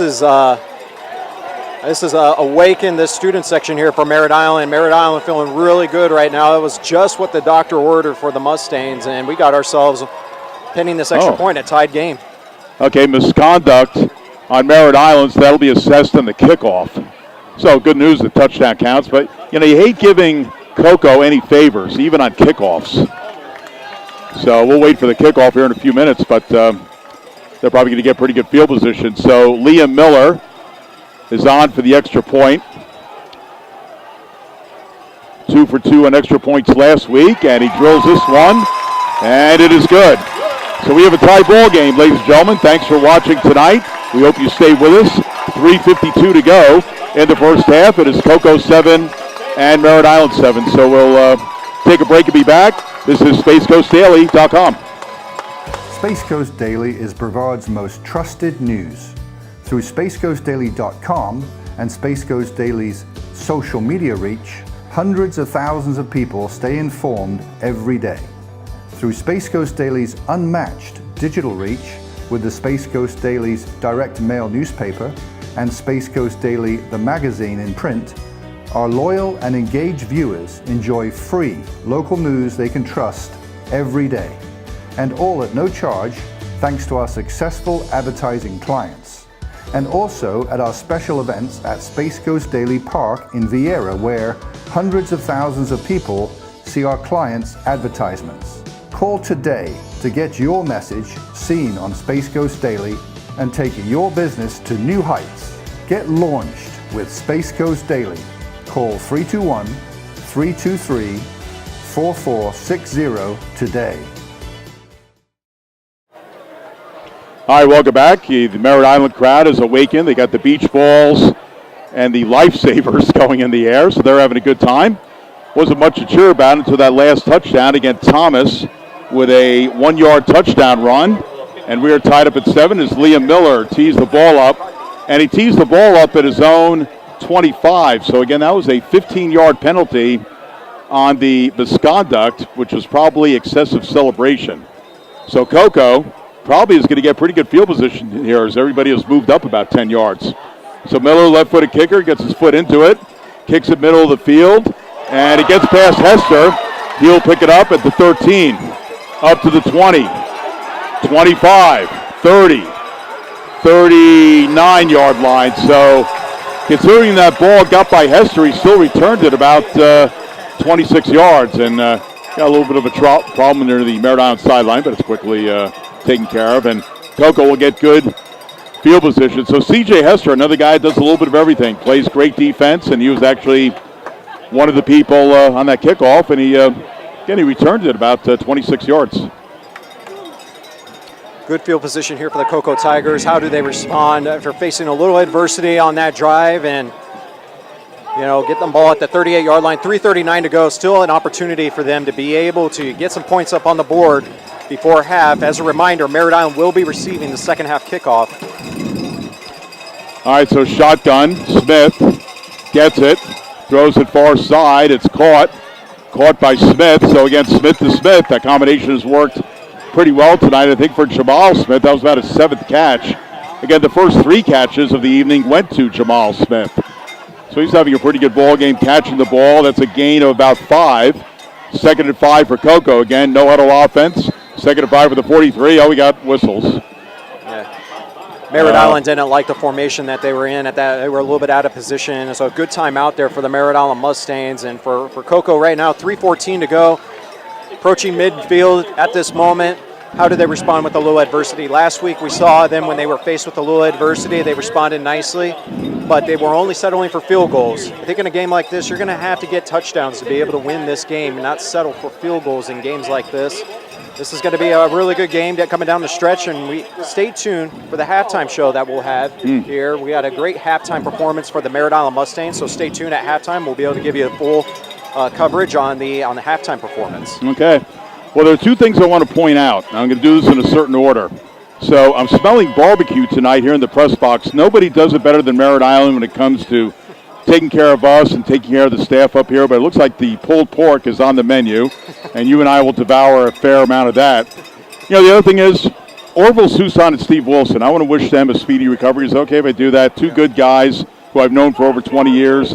Health problems. We hope they come back and help us on the broadcast this year. Again, they are members of the Friday night locker room, and they've been doing games for at least 25 years. So Steve and Orville, we are thinking about you. As my dad used to say to me as I was growing up, if you don't have your health, nothing else matters. So get healthy, and we hope to see you a little bit later this year. All right, so Coco with the ball, 2nd down, and about 6. Smith, pass, complete, and it goes to Silverzon, about his 3rd catch of the night, gets over midfield to about the 49-yard line, gain of 6, first down for the Tigers. Yeah, that was a good job there by Silverzon, getting just a very simple route, but utilizing his big frame, doing a little out route on the outside edge, and great throw there by Champ Smith. So first down for Coco for the Merritt Island 49. Quick pass out to Smith again. So again, Smith to Smith, but this combination that time only accounts for 1 yard as we had good coverage there. Jarvis Howell and Zachary Olson combining on the tackle, and they were quick to the ball on that one. That'll bring up a 2nd down and 9. Again, both these teams go to the no-huddle offense, so I almost feel like at times I'm calling a hockey game. 2nd and 9 from the 48. Smith pass, it's complete. Nice effort, and pushed out of bounds is Zay Hawkins. That is his 3rd catch of the night. Really should have been stopped for only about 4 or 5 yards, but he gained another 5 or 6, and that is going to be another Coco first down. Still lots of time here for Coco, but they love nothing more than run with a little bit of tempo after that first down. Okay, handoff up the middle, and it's Scott. And Scott, great effort. He's surrounded by about 4 Mustangs, and yet great effort by him. Once again, Howell among the 4 Mustangs, a herd of Mustangs, which I'll steal from you to getting into the stop. Yeah, if you're Mustangs, a herd would be the proper term, right? That's right. A bunch of horses, you know? That's right. Okay. Pack of tigers. Whether it's, Mustangs or Palominos, whatever. All right, second down, about 7. They pass out to Scott, and Scott will have the first down. And we got a late flag coming in. It's been flag night again. Gain of about 10 on that play. Let's see who the penalty is on. Dwayne Summers and his crew have been very busy tonight with the penalties. Summers is getting the word from one of his assistants. And we've got holding on Coco. That's about their 4th offensive holding of this first half. Something that, again, Coach Schneider will have to try and clean up as the season goes on. Again, that offensive line for Coco. So we had left tackle Isaiah Irvin, center Antoine Smiley, left guard Brandon Scott, right tackle is Caden Taylor. So that is the offensive line for the Tigers. And we got a Tiger player down, and it does not appear to be a cramp, because usually the leg would be straight up in the air and we would know it's a cramp, so it might be something else. Oh, went through almost a first half with no injured players up until until this point. But penalties is one thing that is going to be very crucial here heading into next week as the Cocoa Tigers get ready for Mainland next week. Going to be a big game for the Cocoa Tigers in the home opener next week. Cocoa beat them 51-0 last year up in Mainland. What happened there? Well, Mainland had a down year last year. They didn't win too many games, but they won the state championship 2 years ago, which they had that great team. They've always been good, yeah. And so you don't know what you're going to get with Mainland next week, but there's definitely going to be a lot of opportunities to improve upon for the Cocoa Tigers heading into next week. And one of those areas I know Coach Schneider's really going to look at is penalties. And but other than that, the offense has actually done pretty well in terms of moving the ball. But when you get these holding calls and these 10-yard penalties, it just stifles drives. And this is kind of a little bit of a scary injury here for the Cocoa Tigers. This is Javion Scott that's down on the field, the running back, one of their main featured backs for this upcoming season. The other back that they have is Kana McCarthy, who also is going to have a big impact this year in the backfield. But man, you hate to lose your power running back in a game like this. But hopefully it's just a cramp, and be able to get up and maybe get back into this game. But, so as you mentioned, Cocoa will host Mainland next week, and again, Mainland probably still remembers the sting of that 51-0 loss, so they should be fired up. And then Merritt Island is going to travel down south to Melbourne, so that'll be about a 20-minute trip, I guess. So that's what's next for both of these teams, as Scott is slowly getting up. That is always a good sign, and he'll be assisted somewhat off the field. We'll just have to see if he returns. I mean, if it's something suspect, maybe you keep him out. It's early in the year. So 1:49 to go in the first half. I think each team used one timeout, maybe. They still have 3 on the scoreboard, but I think it's 2. So, all right. So Merritt Island's got 1, and Coco's got maybe 2. So if Coco's got 2, they're in pretty good shape here. 1:45 to go. We're tied at 7, and back to the game. Shotgun is throws it down the field, and it's going to be incomplete. It was intended for Tank White, but Champ Smith overthrew him, and I'll tell you, Tank White had like triple coverage on that play. So we had Devontae Pearson, Kamar Fielder, and Elaine Adams all shadowing the wide receiver on that play, Tank White. Well, you're probably about another 5 yards, so you probably would want to comfortably attempt a field goal if you're the Cocoa Tigers. You're on 3rd down and about 12 yards here. Got to get about 5 more yards if you wanted to get into field goal distance. Right now it would be a 57-yard field goal. That would be a lot. All right, 3rd and 12. Back to pass. Smith has time, throws over the middle. Oh, in and out of the hands. Probably should have had it before he got hit. So incomplete. And that's going to bring up 4th down and probably a punting situation. It was intended for Hawkins and looked like he should have had it, but didn't have it. Yeah, I mean, Schneider might go for this here, or looks at like least try to draw him off sides, maybe with a hard count at this point. All right, we'll see what happens here. So 4th down and 12 for Coco from the Merritt Island 40. They got an offsides here. Oh, gee. So that's really going to make the decision a little bit easier here for Coach Schneider. He might actually attempt this field goal now. It'd be about a 52-yard field goal. Maybe they're going to try to get one more. Maybe they'll try and get another offsides here. So 4th down and 7. Double receivers left, double receivers right. Shotgun Smith. Yeah, they're not going to snap this. McCarthy is beside him. Yeah. 1:29 to go. They do snap it. Smith will run it. He will get the first down. He goes into the slide, and we got a late hit. Once you go into that slide, you cannot touch the slider. And Merritt Island did it. You know, again, it's hard because you're in motion. You're looking to hit the guy, but you got to. If it's a slide, you got to tail off and not do it. So now Coco really setting themselves up. That should be a 15-yard penalty, late hit, personal foul. Wow. And with 1:15 to go, as the Boo Birds come out, but that's an obvious penalty. I mean, that's an obvious penalty, and Coach Schneider, man, rolling the dice a little bit right there, and when a great decision there to be able to try to get an offsides call, be able to make that decision a little bit easier to go for it. And now you get another 15-yard penalty. You're going to be right on, you're going to be in the Urban Automotive red zone at the moment, and you're going to be knocking on the door for a touchdown with only 1:15 to go. This is the ideal situation here for the Coco Tigers. You know, it was sort of a late slide, so sometimes you just can't let up if you're the defender, but in any event, it'll be first down from the 14, so they can get a first down. If they get to the 4, they can get a touchdown. If they can get a little bit more than that. Shotgun, Smith throws over the middle, and incomplete.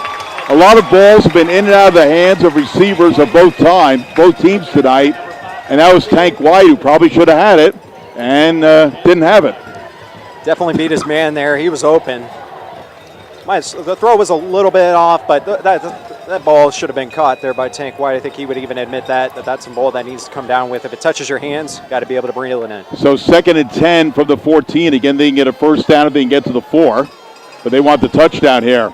Smith will throw it, and incomplete. Intended for Tank White again. He threw that one well past him. So good pressure by Merritt Island to force Smith to get rid of that ball maybe before he wanted. And it's going to be a 3rd down play coming up. Still can get a first down. Got to get to the 4-yard line for the Coco Tigers if you want to be able to continue this drive. 51 seconds to go. Still a lot of time. Time not an issue for Coco at this moment. Right now it would be about a 32-yard field goal attempt if the spot does not move. And that would certainly be makeable for Gonzalez, who had 3 field goals last week, and now we got a timeout for Coco. They have 1 timeout remaining, again tied at 7, 51 seconds to go in the half.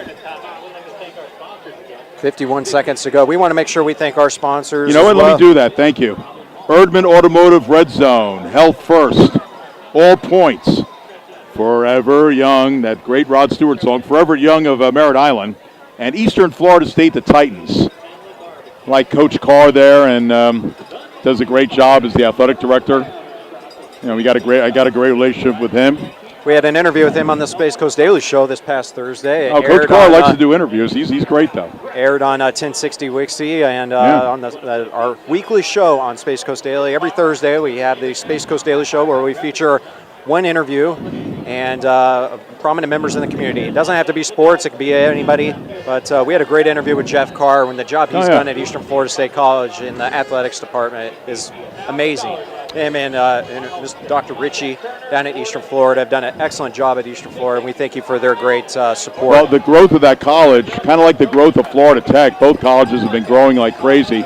Also, Mike Parsons, a great guy at Eastern Florida State. He's in athletic communications. All right, 3rd down. They have to get to the 4 for first. Handoff, and really nothing doing there. Gain of 1. Jarvis Howell, I've called his name a couple times tonight, one of the guys getting in on the tackle. So Coco's going to use their last timeout. Merritt Island is. Okay.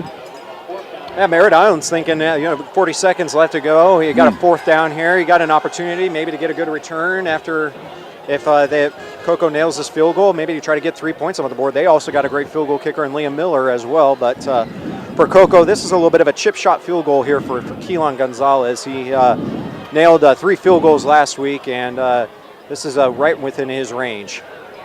So, yeah, Coco should be going for the field goal here. It's going to be 4th down and 9. And, again, the line of scrimmage is the 13. So this will be about a 30-yard kick. And, again, Gonzalez was really the offensive star last week for Coco. Again, you can't say that over the years that the kicker would have the most points for Coco, just with that high-powered offense led by Boggs and Hart over the years. But Gonzalez last week, 3 for 4 in field goals. He had makes from 23, 25, and 44, and he also missed from 44. So this is certainly within his range.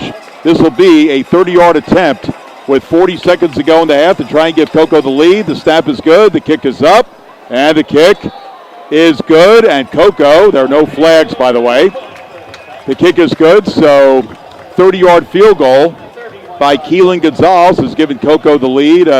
I think Merritt Island might be out of timeouts, or maybe they have one, but they only have 40 seconds on the clock, so we'll have to see if they do anything with that. So we will keep it out here on the exchange. So Coco with a touchdown pass by Smith to Silverzon of 4 yards, and now a 30-yard field goal by Keelan Gonzalez has given them a 10-0 lead. Again, Thomas scored for Merritt Island on a 1-yard run, so not a lot of scoring in this first half, but looks like we got a pretty good game here. We got a great game here, JC, and the way that Merritt Island did on that last drive, they feel like they have some pretty good momentum too, and I think Coco would say the same thing. They feel pretty good about that last drive, getting some points up on the board to taking the lead back. As a reminder, Merritt Island will get the second half kickoff to begin the second half, so they will get the ball. So a good little 2-for-1 here for maybe Merritt Island to be able to try to get some points up on the board with maybe a great return. Maybe you try to go and you try to push the ball down the field. But it's going to be really hinging on how this return goes. So back deep for Merritt Island, number 3, Keith Hamilton, number 9, Rondé Moore, to receive this kickoff by Keelan Gonzalez. So, again, Gonzalez, the 3 field goals last week did not count because that was the Kickoff Classic. So that was actually his first field goal of the year, but it looks like he could have a good year whenever the Coco drives happen to stall, which probably won't be too often. Okay, it's a ground ball, loose ball, you got to fall on it, and they do. One of the special teams guy, Alex Hernandez, who surprisingly has not been in the backfield tonight. It's been mostly Adams. Hernandez has not seen time in the backfield. He played in the backfield last week. Well, with 34 seconds to go here, JC, ball placed at the 28-yard line. Do you try to see if you can maybe get a good gain on first down? Maybe that kind of makes your decision for you on how you do? You know, I think, again, to quote Al Davis, you got to go vertical here. Yeah. I mean, if they just hand the ball off, that's probably going to be the end of the half. So you just want to be careful. I mean, you don't want to give Coco any life here in scoring any more points. Right. So it'll be interesting to see. I mean, got Adams right behind Verpale in the shotgun. I would think maybe they'll just hand it off to him. But we got triple receivers to the left and 1 receiver to the right, so maybe not. And that's the great thing about football. Sometimes you never know. Adams is now ahead of Verpale to the right. So this looks like a passing situation. And Verpale will pass. He has time. Little screen pass to Adams. And Adams will get about 5 yards. Holds on to the ball. Clock continues to run. So if Merritt Island wants to get off another play, they have to hurry. 20 seconds to go. That could have been a disaster. He kind of bobbled the ball there for a little bit. Yeah. I think everybody in Merritt Island just could hear a pin drop. Almost dropped the groceries there. And if you have a dozen eggs, you don't want to drop it. All right, 2nd down, 5. Play fake. Pass is complete to midfield to the 47-yard line. Now, this is another reason why you've got to save your timeouts. And I guess Merritt Island did have one more. Well, no, maybe not. They can try to run one more play. Okay, they got to try one more play here. So 3 seconds to go. Are they going to get it off? I don't think so. That's it. Well, they wound the clock before the official said to wind it. So they're going to have to put time back up on the clock, I believe, because when Coco's obviously going to walk off, but they're asking for 3 seconds to be put back up on the clock. I'll tell you, this is another classic reason why you got to save your timeouts. Exactly, yeah. You know, save at least 1, maybe 2, but they didn't have any. All right, so they have they might spike this ball. So reset the clock 4 seconds ago, so they'll get one playoff. 3, 2, 1. They spike it with 1 second to go. Oh, They're going to attempt a field goal, I think. oh my goodness. No, hey, are they? They're thinking about it. This would be a record. Who's the guy that had the 70-yard field goal? Was it for Tampa Bay, but Little. it didn't count? Cam Little. Cam Little, yeah. And it didn't count, though, because it's preseason in the NFL. Yeah, you probably would need about another 5 yards for Liam Miller to really try it. There is no wind here, so. Yeah, the wind. The Old Glory is taking a nap. No wind. It's like we got a timeout for Coco. Coco's going to. Oh, boy. Yeah, they're going to be very careful here. Now that gives Merritt Island a chance to really think about this and maybe draw up a play. You know. Hook and ladder situation, a little Boise State action, maybe? Yeah, boy, how about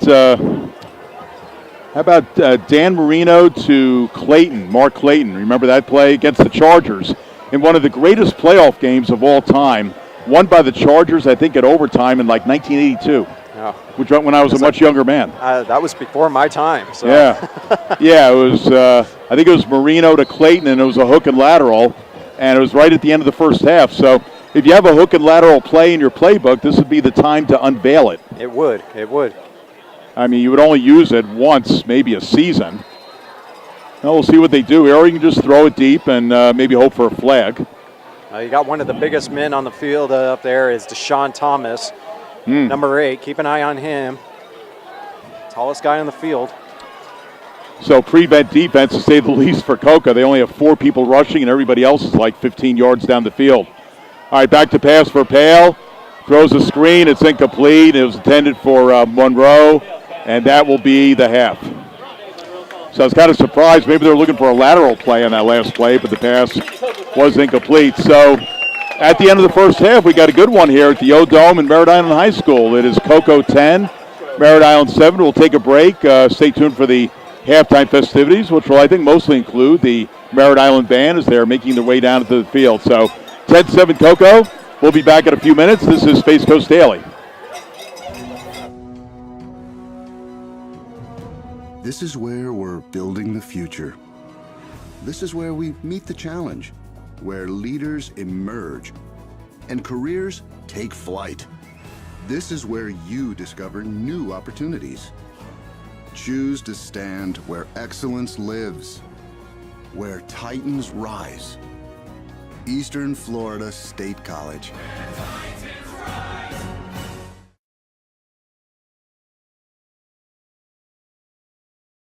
Space Coast Daily is Brevard's most trusted news. Through spacecoastdaily.com and Space Coast Daily's social media reach, hundreds of thousands of people stay informed every day. Through Space Coast Daily's unmatched digital reach with the Space Coast Daily's direct mail newspaper and Space Coast Daily, the magazine in print, our loyal and engaged viewers enjoy free local news they can trust every day. And all at no charge, thanks to our successful advertising clients. And also at our special events at Space Coast Daily Park in Vieira, where hundreds of thousands of people see our clients' advertisements. Call today to get your message seen on Space Coast Daily and take your business to new heights. Get launched with Space Coast Daily. Call 321-323-4460 today.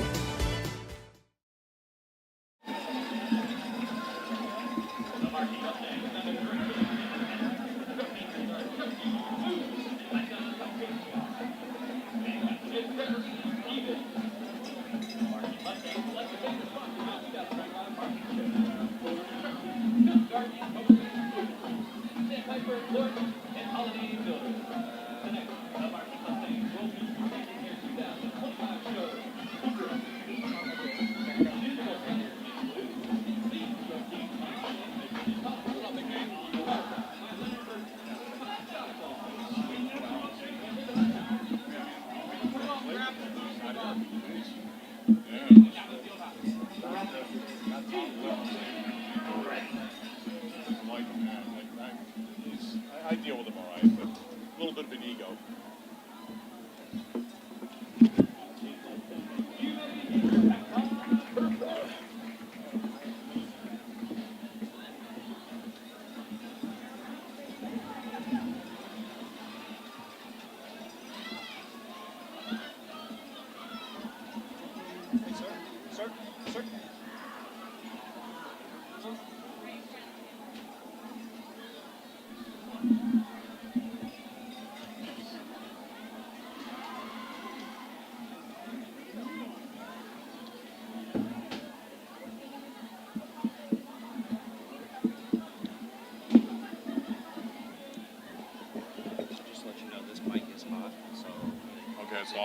Okay. just so we can get the whole Oh, page. sure. Yeah, you bet.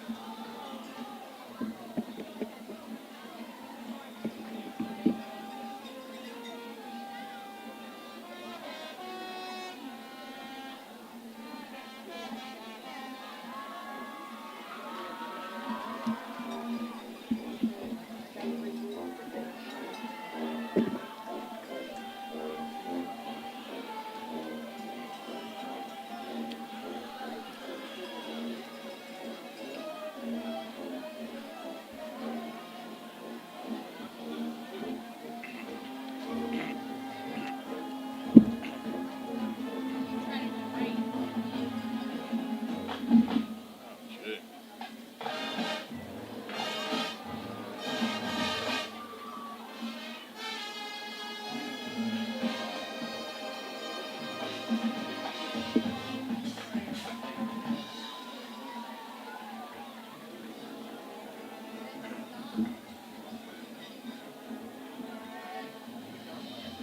So this is a problem last year. So I got a friend named Brian Horton who's listening, really wants to hear the game.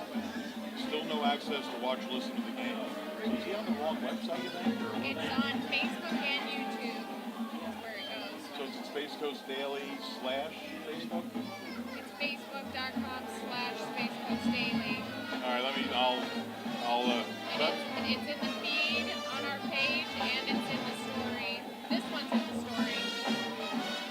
So facebook.com/ Space Coast Daily. All right, let me try that. Thank you. Hopefully you can get it then.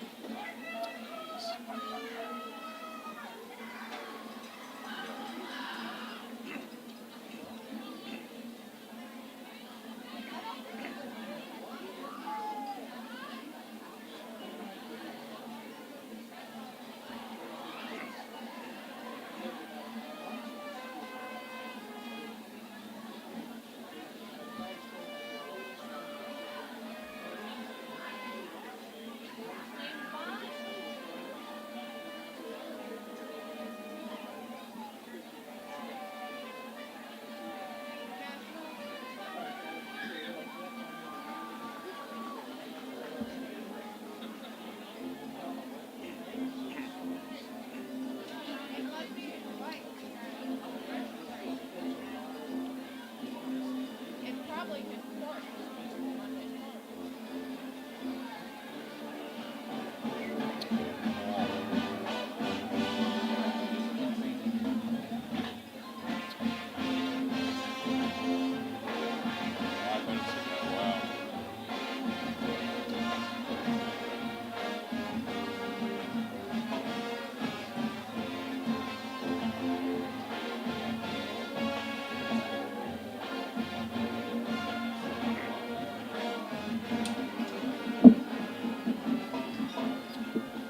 That's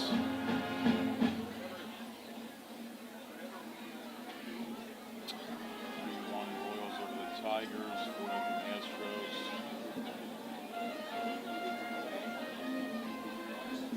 Astros Phillies 3-1. Pirates 5, Rockies nothing.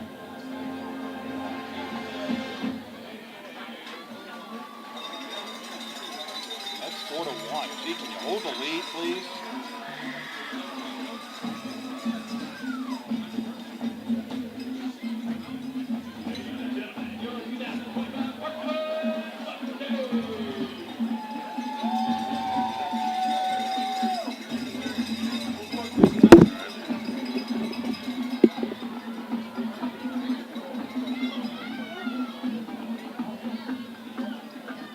Oh, 4.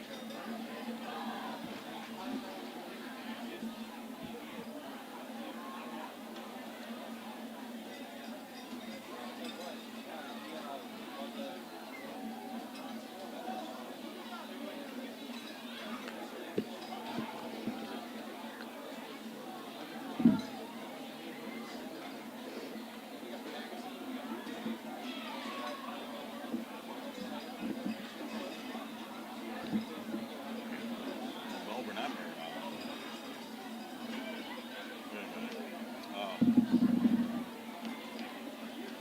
at the wrong one. This here.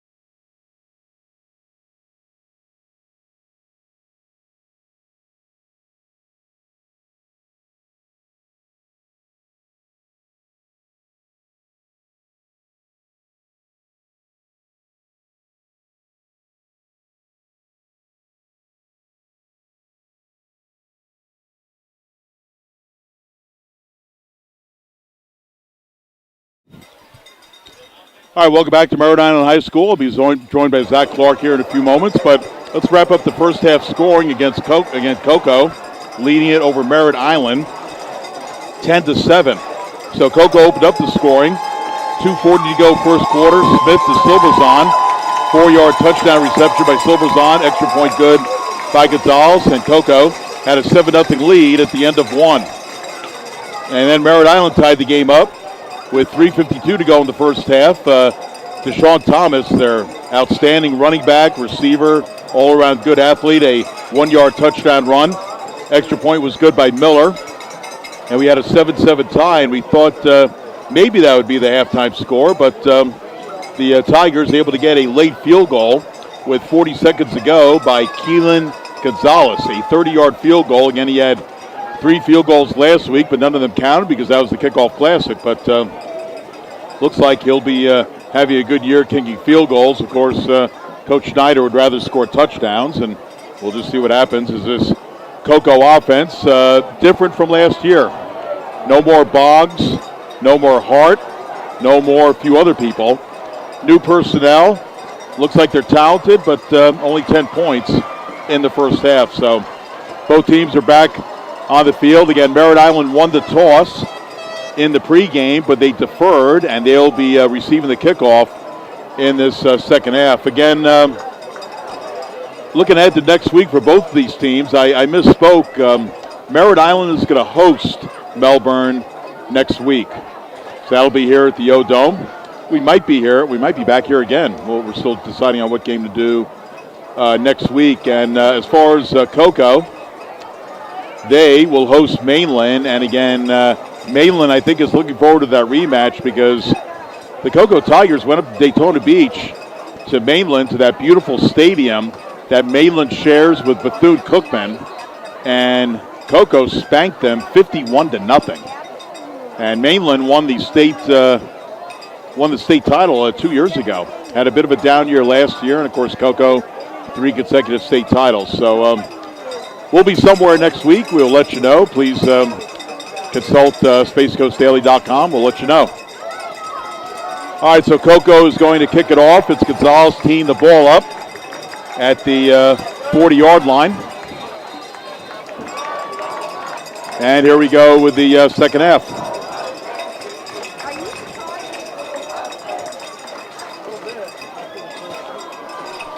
It's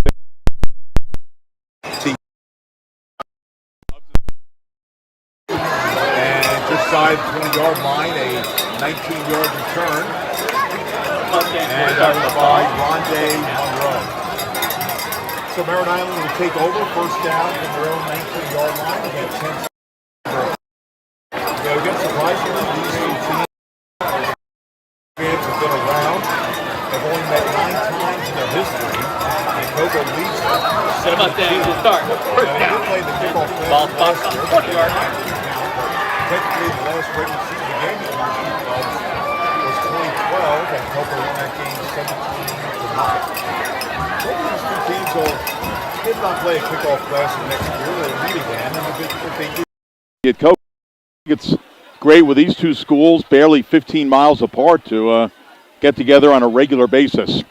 All right, first down for the 19. Verpale will hand it off up the middle. I believe that's Adams. And Adams is greeted by a whole slew of white shirts. It is Adams. Had about 3 Cocoa Tigers in on that tackle. And one of the tacklers was number 15. And that was DJ Cooper, who's starting at linebacker, along with Tyon Jacobs. So you got Waters, Wilson, Wells, and Thompson on the defensive line for Cocoa. Gain of 2, 2nd and 8. A lot of move. Boy, you got two people in motion. Okay, now they set. Quick pass out to the flat. Oh, incomplete. In and out of the hands of Drew Sarver. Should have caught it right at his stomach and didn't catch it. And that'll bring up a third down and about 12. Going to be important here for Merritt Island. Try to at least, get some early momentum from when you just ended the first half and carried it over into the second half. that'll be that could be big for this team. I mean, Coco would love nothing more than a 3-and-out right here. So 3rd and 12 from the 17. Shotgun Verpale. We got motion to the far side, and Verpale, in a whole host of trouble, simply gets rid of it and throws it incomplete. Was the outside of the tight end. I do not see a flag for grounding, so no flag on the play for Merritt Island, but that is also another 3-and-out. So their first 2 possessions of the game were 3-and-outs and another 3-and-out, and Coco should have some pretty good field position as Merritt Island will punt. And again, Liam Miller punted the first 2 times, and then Verpale came in. And you know what? They're going to go back to Miller. So they are rotating punters tonight. You know, maybe Coach Murray's still trying to make a decision. Is it Verpale or Miller in the long term to punt? I mean, both of them seem to punt pretty well, but Miller standing on his own 4, calling signals. Snap a little bit high. Miller gathers it in, gets rid of it, and not a bad kick. It's going to bounce just shy of midfield. Takes a good Merritt Island bounce, and it'll go to about the 41-yard line. So a very good kick by Miller, about 40 yards. Still, Coco will have good field position. Again, they lead 10-7, 10:43 to go in the first half. They'll have the ball at the 41-yard line. Get a good crowd here at the O-Dome. Well-supported program. Of course, Merritt Island hasn't had a state title in quite a few years, but they got a couple of them. And again, Coco, 3-time defending state champions and 7 state titles in about the last 10 or 11 years. All right, Coco lines up. Once again, Champ Smith, the junior quarterback, in the shotgun. Whirls, throws, caught, up to the 45, and to the 50-yard line. It's going to be a gain of 9, as Smith literally did a 360, like he was a top spinning, and he threw it to Silverzon, who takes it up to the 50-yard line, and it was a gain of 10, first down Coco. No huddle offense. Pass to Silverzon again. Has another first down up to the 29-yard line. So that'll be a gain of 21. So 2 passes by Smith to Silverzon, and Coco quickly driving down the field. No huddle offense. Again, tough for Merritt Island to make substitutions. Quick little pass out to the far side. It's looks like it's caught. Very little gain on that play. And let's see, that was Zay Hawkins on the catch. And you know what? They will call it no gain. 2nd and 10 for Coco from the Merritt Island 30. 2 receivers right, 2 receivers left. Shotgun, Champ Smith. Looks toward Coach Schneider for information. Back to pass. Flushed out of the pocket. He'll run it up the middle. And he'll get knocked down, but he'll gain about 5 up to the 25. So pretty good decision there by Champ Smith. Gains 5. That'll bring up a 3rd down and 5 for Coco for the Merritt Island 25. Good job there by Jarvis Howell, being able to read that play and screaming down into the middle of that play to stop that play. That was a really good job there. Good read there by Howell. 9:40 to go here. Big 3rd down here for both teams. So big play defensively for Merritt Island. They want to keep this at a 1-score game. Pass by Smith, and let's see, did he catch it? No, incomplete. Far side of the field, intended for Hawkins. So that's going to bring up a 4th down and 5. You can attempt a 42-yard field goal, or you can simply go for it, and Coco's going to go for it on 4th and 5 as the Merritt Island crowd rises to their feet, trying to encourage their Mustangs on defense. Over to the sideline is Smith, getting the information from Coach Schneider. 4th and 5, pass is incomplete. Actually, it might have been intercepted. Did he keep it in bounds? Looks like he did. Interception by Merritt Island. I think it was Olson.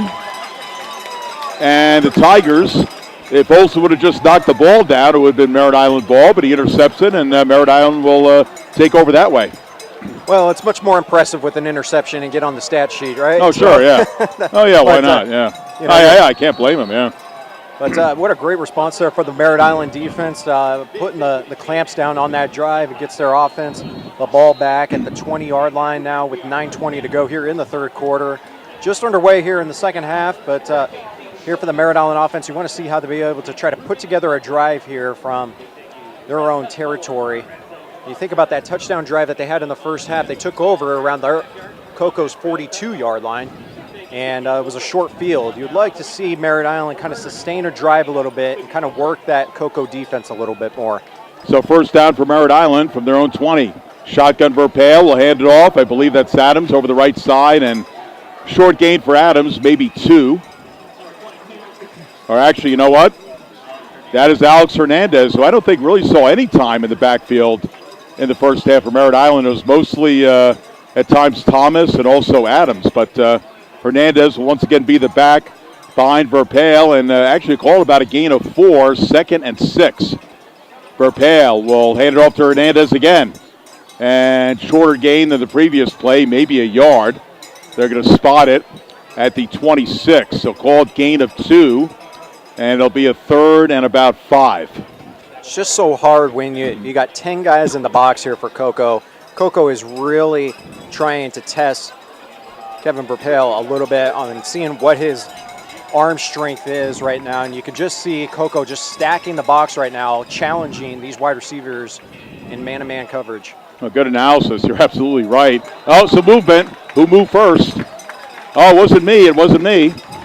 I get that a lot being the substitute teacher. Hey, it wasn't me who did it. Wow. Well, it was Coco who did it. 5-yard penalty. And that's going to be a first down, I think. Yeah, first down. Well, if you're Coco, you don't want to give away a first down. They just gave it away. So Merritt Island will definitely keep the ball. First down, just over the 30-yard line. Looks like it's about 30 and a half. So Verpale is lining up the troops. Again, a long trail of Verpales have played sports at Merritt Island, and most of them in football. Verpale shotgun will hand it off. Adams dodges to the right side and is upended with forward progress. Maybe give him about 2. And they move the chain 6, about 2 yards. I called that one pretty well. Second down and 8. So 7:40 to go. Quickly moving third quarter. Again, 10-7 Coco. Again, both teams have the no-huddle offense. That doesn't necessarily mean they snap the ball real quickly. They're overseeing things, but Verpale will take the snap here. Quick little pass over the middle. It's caught by Femi Howard, and Howard has stood up and driven back with forward progress. He'll get up to about the 40-yard line. It's going to be barely shy of a first down. I think it's going to be a 3rd and 1. Let's see. Well, they spotted the 41, and you know it's a first down. He just got the right amount of yardage. Good job there by Kevin, seeing what the mismatch on the slot position and being able to go to his man, make a quick decision, an accurate throw. Great job there, pitch and catch there for Merritt Island. So first down for the Mustangs from their own 41. Handoff again. No, it's a play fake. Verpale looking deep, but it's going to be overthrown for 13, and that is Drew Sarver. Incomplete. Now, I know that's an incomplete pass, JC, but, you know, we've been talking about you got to take the top off this defense a little bit and keep these safeties a little bit more honest because, as we were mentioned, Coco just keeps stacking the box, and that's causing a lot of rushing lanes for Merritt Island to be plugged up. And passes like that, while it's an incomplete pass, that's going to make those safeties think twice about coming up there because Merritt Island had a man beat. All right, second down and 10 for the Mustangs from their own 41. Verpale, quick pass. Oh, it's tipped and incomplete. A couple of Tigers were in the area, couldn't get their hands on it. That was incomplete to Deshaun Thomas, and that'll bring up a 3rd down and 10.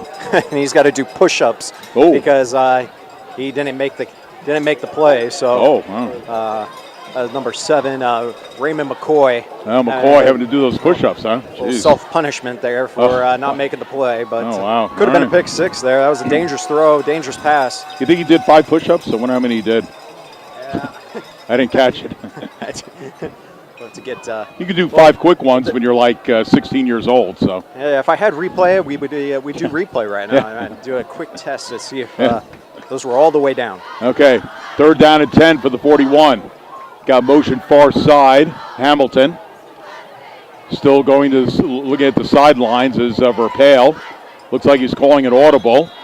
He's got Hernandez in the backfield and a little bit of confusion. Timeout, Merritt Island. Again, you hate to use those timeouts real early.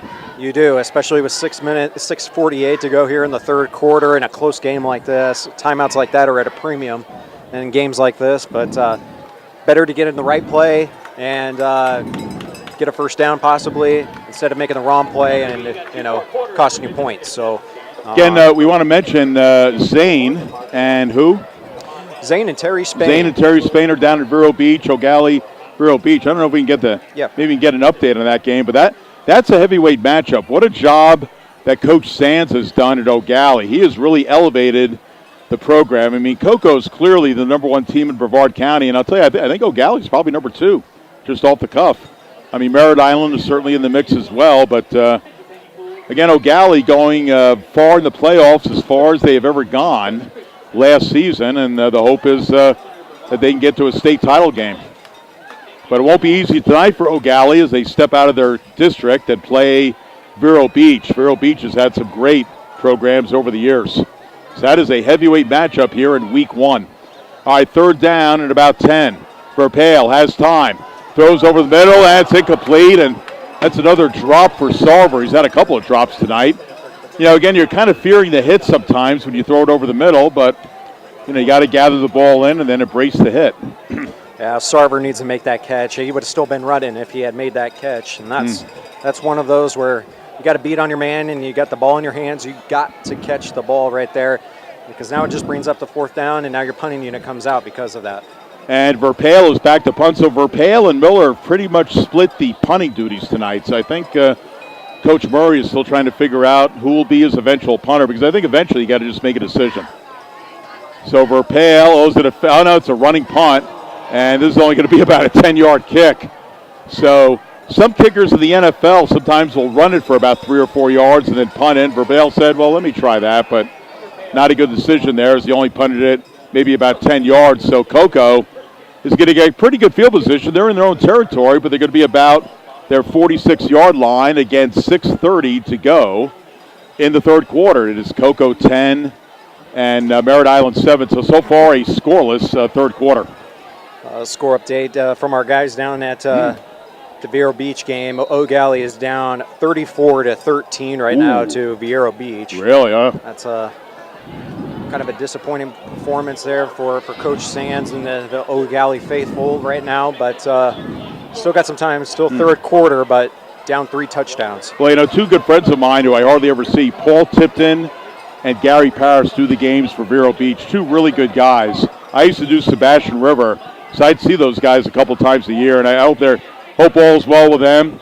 Gary Parrish is a guy who played linebacker in the NFL for the Chargers and the Browns and maybe some other team, maybe the 49ers, but he was kind of a backup linebacker in the NFL. Gary Parrish had a nice career. I mean, good job by him, and great gentleman. So, good for Vero Beach. We'll see if they hold on. Another close game right now. Kevin Mays returns to Brevard County in week 1 of the high school football season, a longtime Vera coach. He's with the Palm Bay Pirates now. Palm Bay leading the Astronaut War Eagles 6-0 right now in a defensive slugfest. Only 6-0, gee. All right. Good job there, Zach, updating us on the Brevard County scoreboard. First down play, and looking deep is Smith, and a little bit of contact, and it's intercepted as it was the battle of the fives. Tank White picked it off in front of Devontae Peterson, and I think Peterson was looking for a little bit of pass interference, but nothing was called. So it was Peterson actually with a pick, and it was Tank White on the intended reception. So Coco gives the ball up, and Merritt Island has it back with 6:21 to go third quarter, 10-7, and let's see if this gets Merritt Island going. Another score update. Head coach John Holmes, who was the head coach at Titusville for last few years, really got that program off and running, is now the head coach at Rockledge. The Rockledge Raiders leading the Vieira Hawks right now, 21-7 right now. So that head coach John Holmes hopes to turn around that Rockledge program pretty quickly and get that well-oiled machine running. And that's his alma mater. That is. So he went away for a while, did a nice job at Titusville, now back at his alma mater, and I certainly hope it works out well for him because he's a Rockledge Raider for a good part of his life. All right, so for the Mustangs, first down for about their 12.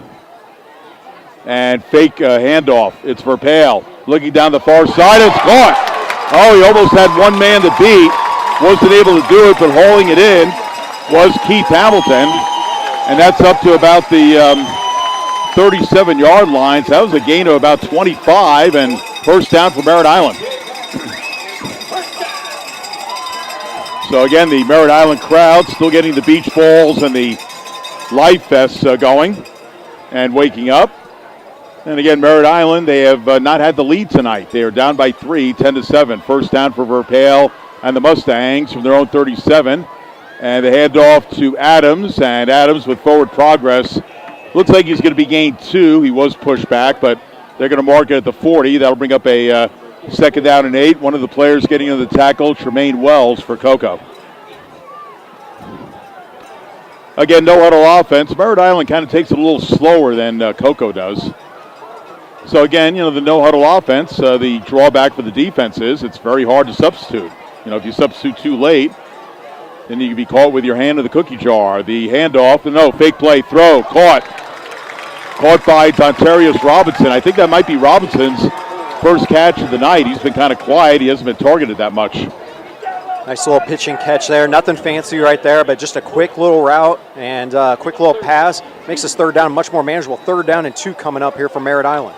All right, Mustangs calling signals as Verpale looking into a 4-man line. He fakes up the middle. He's got the first down. Oh, quick 5-yard run by Kevin Verpale, who signals the first down sign like they tend to do in the NFL. Again, we don't need any histrionics. You don't want to get a flag. Good drive here, though, for Merritt Island. They got something cooking right here, approaching Cocoa territory. Only down 3 points. They can take the lead on this drive. So first down for the Mustangs from the Cocoa 49. Verpale calling signals. We got motion near side. Hamilton. Handoff up the middle. Big hole up to the 39-yard line. That'll be exactly a 10-yard run for Rondé Monroe. 10-yard gain and consecutive first downs for Merritt Island. Well, actually, you know what? They called it short. I thought he got the first. Gain of 9. Pardon me, 2nd and 1. Still a good spot here for the Mustangs. Play fake for Verpale, throws near side, and it's incomplete. Intended for Dontarius Robinson. So second target for Robinson tonight. And again, he's just got the one catch that he had on the previous couple of plays. So that'll bring up a 3rd down and 1 for the Mustangs, trying to keep this drive alive. 4:10 to go in the quarter. 3rd down and long right here. 3rd down is short coming up here. Probably got 2 downs here to get 1 yard. I like their odds. They should be able to do it. Verpale shotgun, 2 receivers right. We got motion Hamilton. And up the middle, it's Adams for the first down. He will gain about 7. Only needed 1, got 7. And Merritt Island with 3 very quick first downs of this drive. And once again, the no huddle. Well, these offensive linemen for Merritt Island are just leaning right on Cocoa right now, causing them fits up the middle. All right, handoff Adams over the right side. He'll gain maybe 2. So, yeah, so far, at least now the Merritt Island offensive line is winning the battle of the trenches. And, again, this Cocoa defense, again, Coach Schneider said, hey, this could be the best defense I've ever had, and I've had some good ones. And they're still very good, but Merritt Island getting the best of things now. So 2nd and 9 for the Mustangs from the Cocoa 32. So again, no huddle, but again, Verpale kind of taking his time. He's looking over toward Coach Tyler Murray for the information. Clock runs, 3:20 to go in the 3rd. Again, 10-7 Cocoa. Verpale with a snap. Quick pass, right side, caught by Thomas up to the 24-yard line. Looks like he's going to be a yard shy, so 9-yard gain and we got an injured player for America. Oh, it's Thomas again. Man, I think he went down earlier, too. Hopefully it's a cramp. We'll find out here in a moment. If the leg goes straight up in the air, that'll be the indication. Oh, yep. It's going up in the air. It's a cramp. I called that one right. A little bit of a sigh of relief there for the Merritt Island faithful. And Thomas, a big part of this offense, and in the red zone and blocking and catching the ball too. He does it all. And, You know, the good news is it's a cramp, but the bad news is it's a cramp because it's painful. Yeah. But it's something they can work out probably. Just get them some water and stretch out the leg. Yep. So. But, man, what a drive Merritt Island has right here. You got 3rd down and short coming up here. You're definitely in field goal range right now, but I don't think Coach Murray's thinking field goal right here. I think he's thinking 6 right now. He wants to try to take the lead right here, gain the momentum as you get ready to wrap up this 3rd quarter and head to the 4th quarter with a chance to win it against the 3-time defending state champion Cocoa Tigers. Well, again, Thomas is the guy down in the field, and wow. we got a flag. What is that? Misconduct on who? On Cocoa. Oh, somebody mouthing off of the Cocoa Tigers? Why do you do that when a player's injured on the field? That's disrespect. Frustration. That is ridiculous. Wow. Frustration, and you got to keep your cool in these situations. And you know that's something that can reverberate on this drive a little bit, because if you're Merritt Island, you're like, okay, we got these guys. They're getting really frustrated right now. Let's just keep pounding, keep leaning on them, and keep getting big chunks of yards up through the middle. And I tell you, we were talking about early on in this game that was one of the strengths that we thought with this Cocoa defense is that interior. Right now, Merritt Island is doing some great work in the middle, be able to open up those rushing lanes between the guard and the tackle. They're having a great success on the right side. And good job there by those offensive linemen. One of them, Caden Chmielewski, doing a great job. The guard on that right guard, the senior, doing a good job opening a hole. Also, we got a guy number 78 who's doing a good job. Joey Sonnenberg, getting a good push up front, the center, getting a good job. Coco's up by 3. I don't know why are you getting so frustrated? Merritt Island's a good club. Yeah. You got to let it go. Why are you mouthing off? Again, that was a misconduct penalty, so some inappropriate language, I guess. You got to have composure, and they are the defending state champion for 3 years straight. Yeah. You got to have a little bit more composure in those situations. Yeah, usually they would. That's going to be a teachable moment for Coach Schneider and his team after this game in situations like that. And you got to have respect. And Coach Schneider actually came out in the field for an explanation, and he accepted it. It looked like. All right, 1st down from the 13, so they can get a 1st down if they get to the 3. Or they can go beyond that and get the touchdown, and we got a timeout by somebody. Oh, my goodness. This is a timeout for Merritt Island. That's their 2nd timeout. They've got 1 remaining for the entire rest of the game, the next 14 minutes. Yeah. 1 timeout. So that's not good. You got to iron that out. It's the first game of the year. Again, late ball game if you're down and you're driving down the field, like in the last 2 minutes. Yeah. You want to have at least 2 timeouts. I mean, 1 would be better than none. But you want at least 2. I mean, it's even better if you have 3 because you don't know what's going to happen. You might have to use them. But using them here in the 3rd quarter, you got to get the information out somehow faster. And I know these are kids, and they're, 16, 17, 18 years old. So we got to remember that. But, you got to iron that out. And again, it's week 1 of this new 2025 football season. So still time for both coaches to get more in sync. All right, so 1st down once again for Merritt Island from the Cocoa 12, it looks like.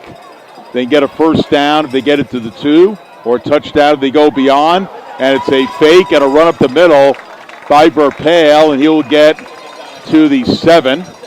So he'll gain about 5, and it'll be 2nd down and called about, let's see, where are they putting the ball? They haven't moved the chain 6 yet. 8-yard line. Okay, it's kind of hard to see from this angle. Okay, second from 6. the 8, 2nd at 6. You're right, yeah. We're at that angle. It's kind of hard to tell, so. Well, Kevin is really utilizing his legs in this situation. It's really making this offense a little bit more dynamic with him getting involved in the run game. All right, Verpale will hand it off around the left side. A nice tackle there. That was number 20. That was 20 on the tackle. That's O'Keefe's Battle. First time I've mentioned his name tonight. That was kind of a jet sweep, and nothing jet about it. Well, you definitely don't want to make a mistake here for Merritt Island. You got 3rd down and about 7 yards coming up. With 1:30 to go here in the 3rd quarter, you got 3 points in your back pocket. Do not want to make a mistake here. Yeah, that was a loss of about 2, so line of scrimmage to 10. They have to get to the 2 to get the 1st. Or get 10 and get in the end zone. So this could be a big play in this game. Clock running, 1:20 to go, 3rd quarter, 10-7 Cocoa. All right, Verpale back to pass. And he has to get rid of it and just throws it out of bounds. Now, you got to make sure you're outside of the tight ends to do that, and I don't see a flag. So bring on Liam Miller, who, again, last week had a 40-yard field goal. Again, that was the Kickoff Classic, so it doesn't count. But he's got a very good leg, so he's going to try and make his first official field goal of the year. Be a 27-yard field goal coming up here for Liam. So definitely within his range. A left-footed kicker, a little bit of a different angle for left-footed kickers. So this is, just got a little bit of an angle, but this is a chip shot here for Liam. So the spot is the 12, 22-yard attempt. He was 8 for 11 on field goals last year with a long of 45. The kick is up, looks good, and it is good. So Liam Miller with his first field goal of the year. Again, about a 22-yarder. And there go the cheerleaders rushing down to celebrate. And we're tied at 10 with 1:06 to go in the third quarter. So kickoff coming up for Merritt Island to Cocoa. We'll keep it out here. Merritt Island Band striking up some tunes. So again, 1:06 to go in the third, and Miller, 22-yard field goal. So again, the first meeting officially between these two clubs in 13 years. Again, they did play in the Kickoff Classic last year, but that didn't count. But this is a good one, and Merritt Island will kick off. We'll see what Cocoa can do.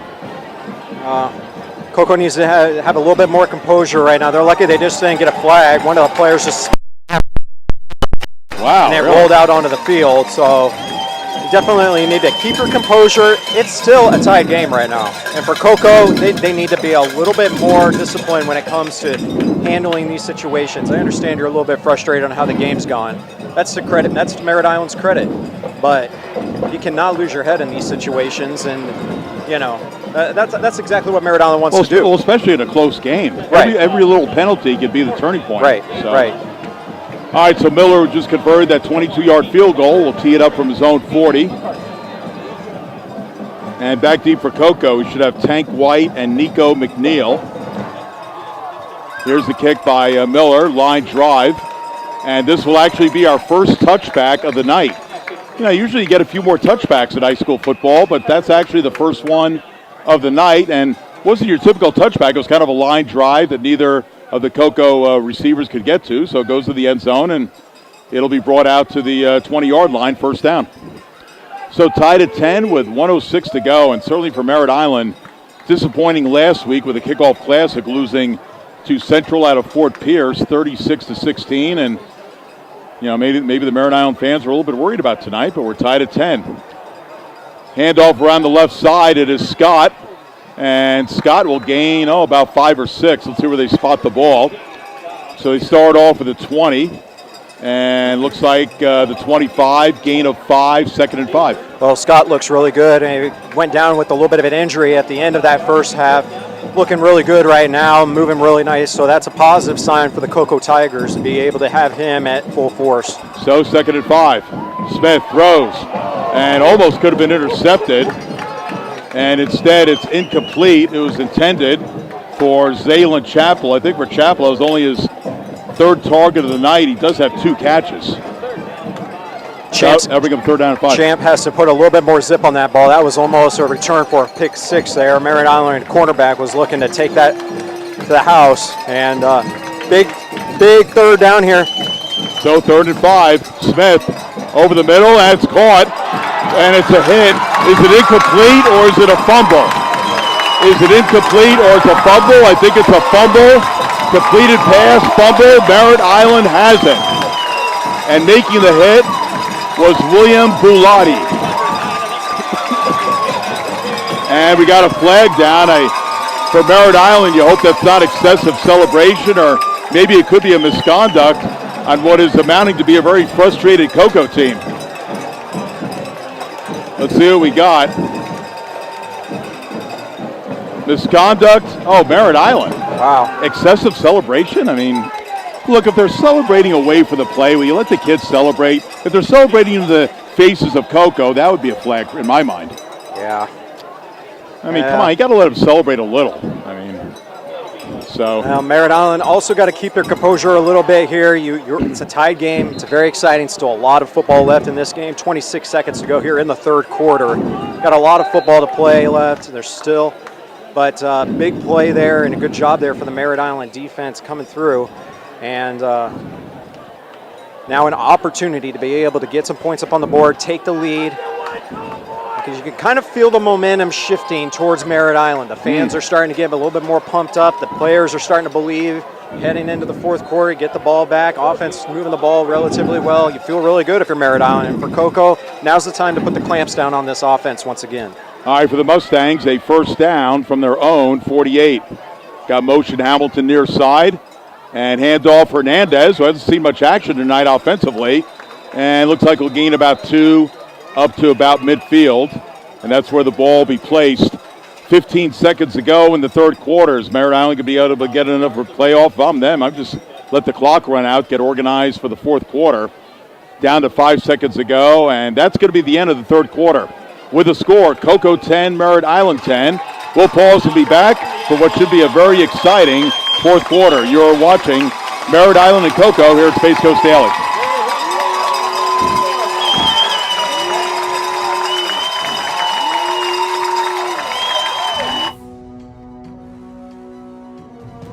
This is where we're building the future.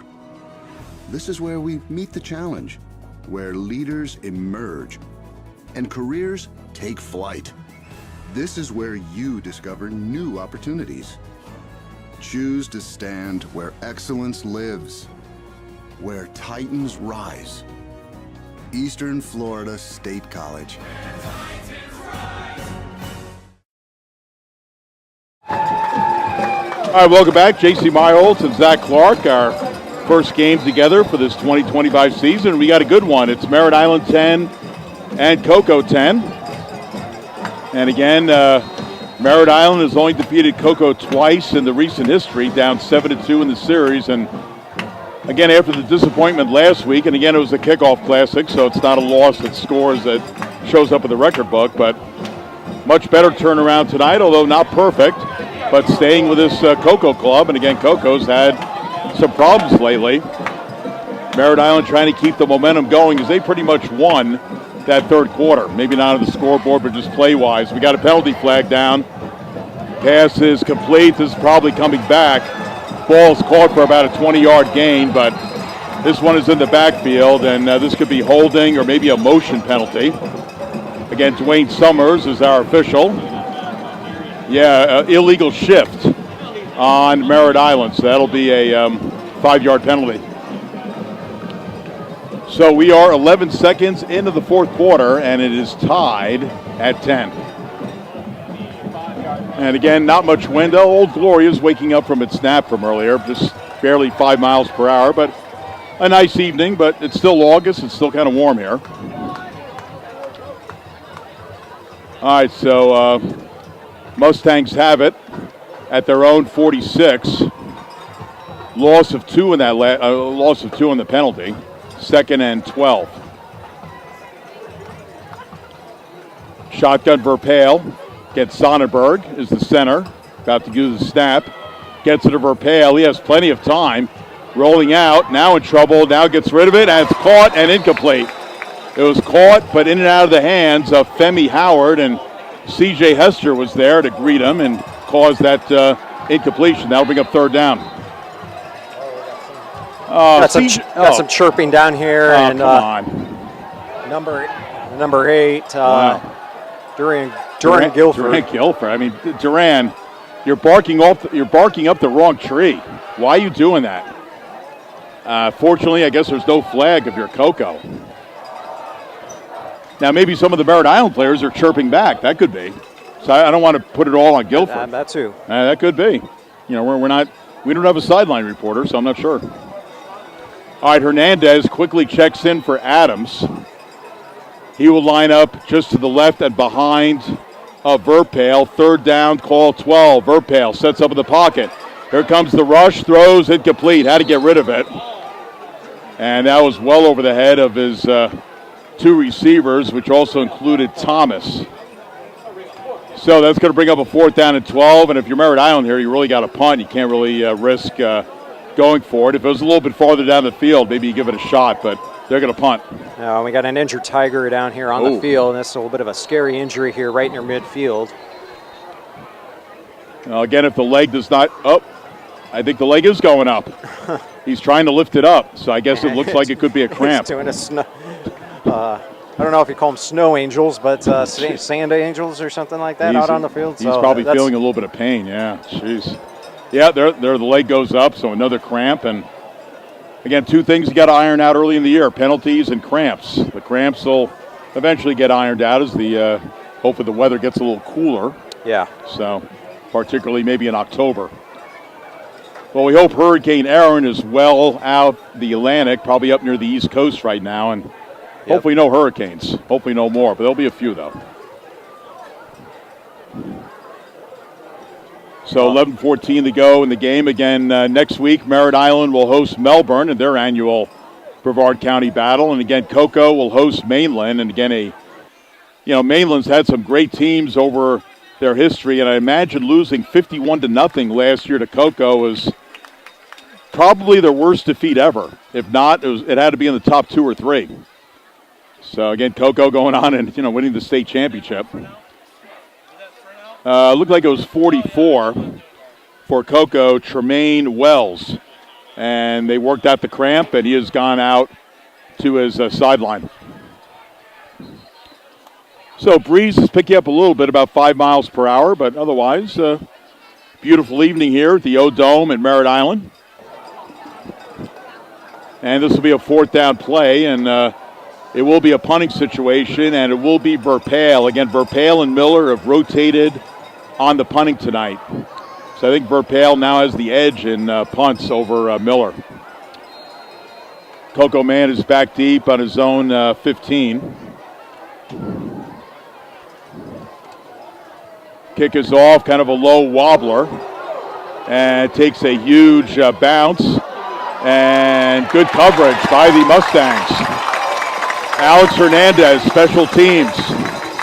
Also, Drew Sarver, special teams, combining on Durant Guilford, and Guilford had nowhere to go as he kind of picked up the ground ball that was a ground ball for about 10 yards.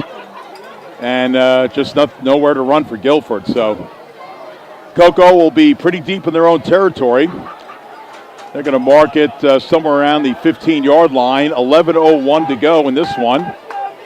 And it'll be marked at the 11, so 1st down for Cocoa from their own 11. 2 receivers right, 2 receivers left. It is not a jet sweep to Smith. In fact, it's a handoff to Scott. Did we have a fumble? Let's see. I think we might have had a fumble. But who recovered it? It's Cocoa's ball. So the ball came loose, but Cocoa got back on top of it. So a little bit of hope for the Merritt Island crowd. They were hoping it was a recovery, but fumble recovered, called gain of 1, 2nd and 9.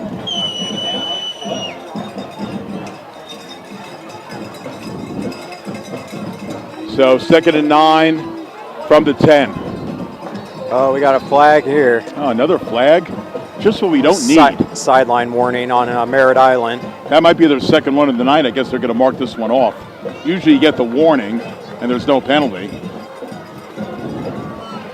Well, that's a coach's thing. The coaches have to say, players, back up. We know you're excited. You got to back up. He can't give Cocoa yardage. Oh, the Mustangs. They got to learn. And now it's 2nd and about 6. That's a big difference from 2nd and 11. Smith throws over the middle, incomplete. But that was a missile thrown past Tank White. I think thrown just a little bit too hard by Smith, and White couldn't quite get over to it. So that's going to bring up a 3rd down and about 6 for the Cocoa Tigers from their own 14. And the Merritt Island crowd rise to their feet on this 3rd and 6. Looking to get the ball back. Shotgun once again, Smith. 2 receivers right, 2 receivers left. Smith back to pass. Throws over the middle, it's caught, but he's not going to be able to get to the 1st down marker. He's going to be shy about 4 yards. The Merritt Island Swarm is right there. The black and gold Swarm takes down the receiver.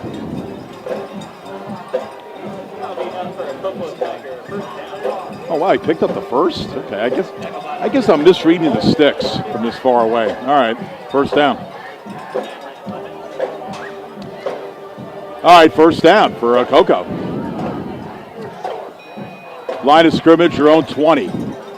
Shotgun, Smith. Pitch play.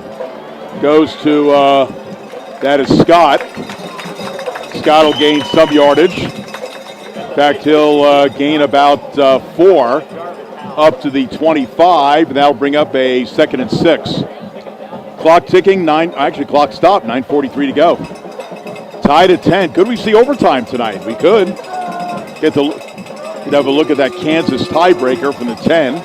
We'll see what happens. Triple receivers to the left for Cocoa. 2nd down play. Pass out to the flat. It's caught, but not much gain, maybe a few yards. Play called dead as the Merritt Island wasn't able to tackle the player, but play called dead.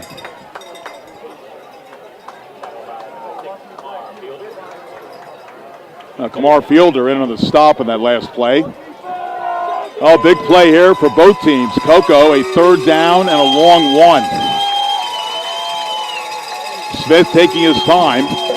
Triple receivers left, 1 receiver right. Scott just to the left of Smith. And Smith will get it. And Smith trying to get the first down, but I think he's going to be short by about a yard.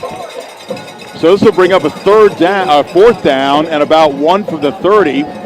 It would be a bit of a gamble for Cocoa to go for this pretty deep in their own territory, but let's see what Coach Schneider decides to do. Wow, they're going to give him the first down. Oh, come on, that was short. What is going on out there? Is it my bad eyesight, or I'm just missing the spots? All right, first down. Never mind, folks. Throw out to the right side, and no gain there. No gain. Ball remained at the 30, 2nd and 10. I could have sworn that was short, but we'll move on. The clock moves on to 8:10 remaining. Tied at 10. No gain in that last play. 2nd and 10 for Cocoa from their own 32. Smith in the shotgun. He's looking into a 4-man line. 2 receivers right and left. Throws it. And incomplete. Separated from the ball, Jarvis Howell in on the play along with Zachary Olson. So incomplete pass, and that'll bring up 3rd down. Big 3rd down here for Merritt Island. Got to try to at least stop this drive a little bit. It's 7:48, still a lot of time left in this 4th quarter, but you just feel like on a 3rd down and 10, this is the time where you can put the clamps down on this Mococo offense.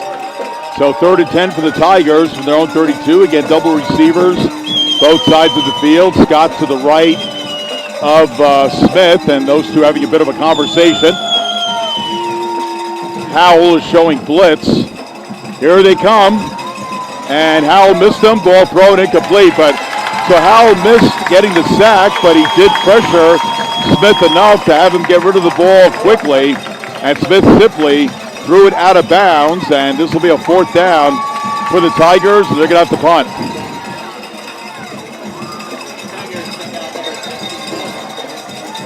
Cocoa definitely needs to have max protect here on this punt. This is Merritt Island teams traditionally really have good special teams, and they're notorious for blocks. So Cocoa definitely needs to be wary of that in this situation. Hamilton and Fielder back deep.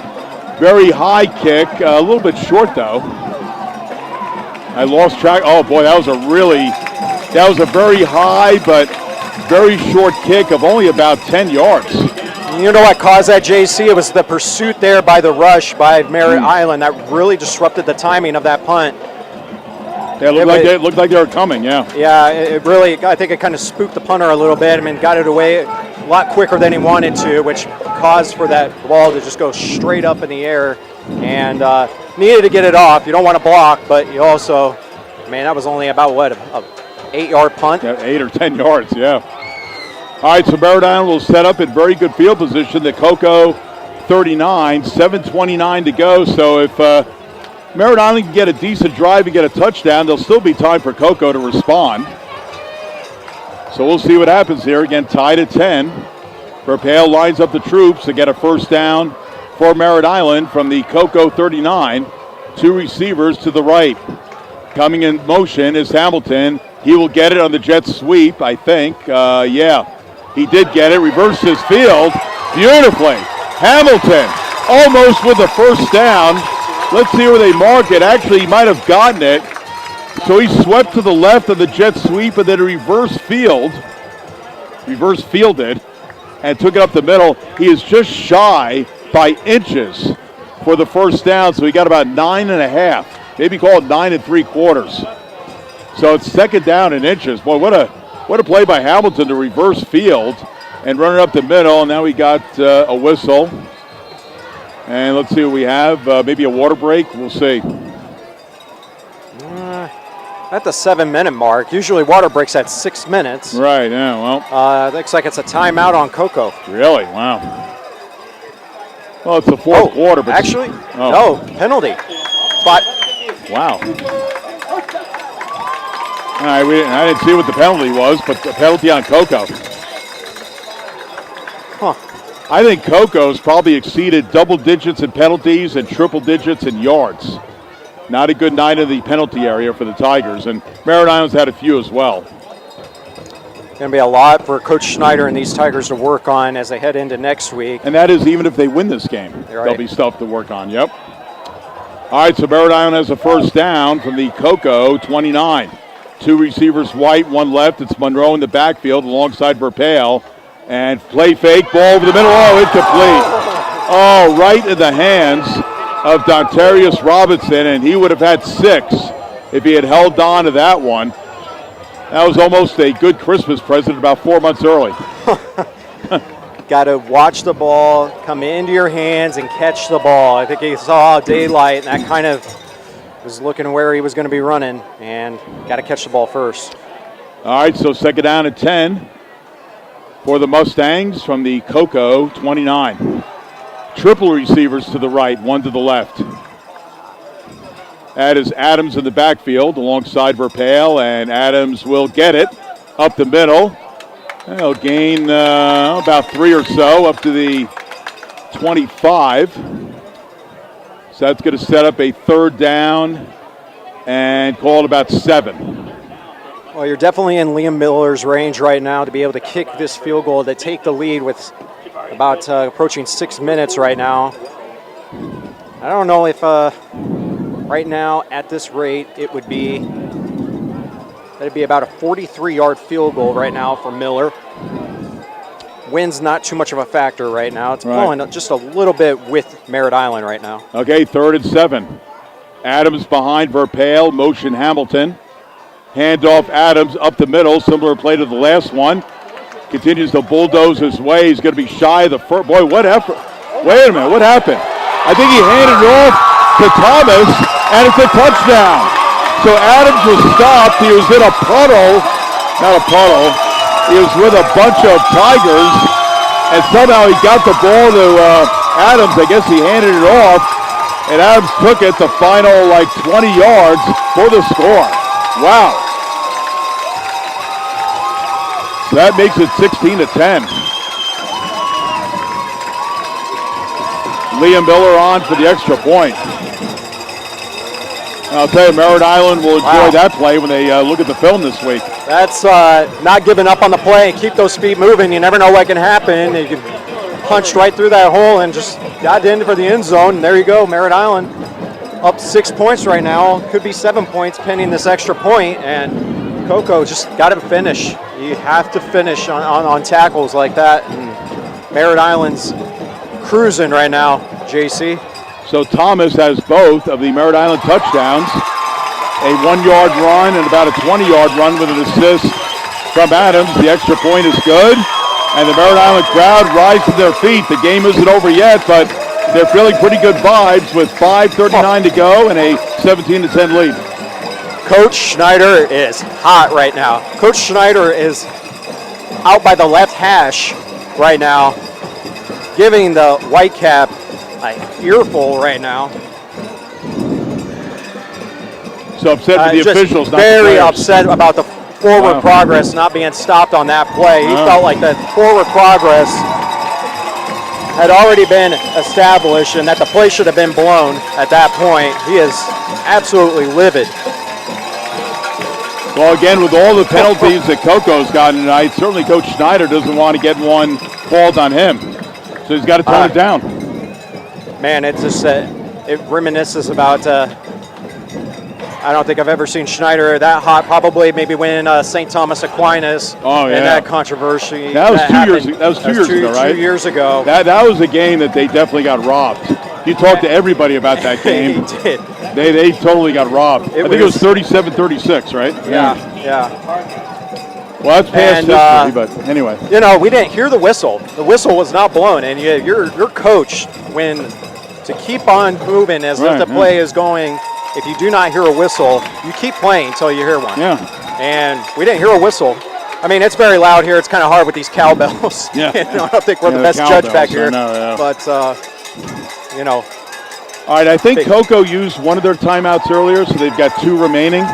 Not too bad with 5:39 to go, and they might have to use them.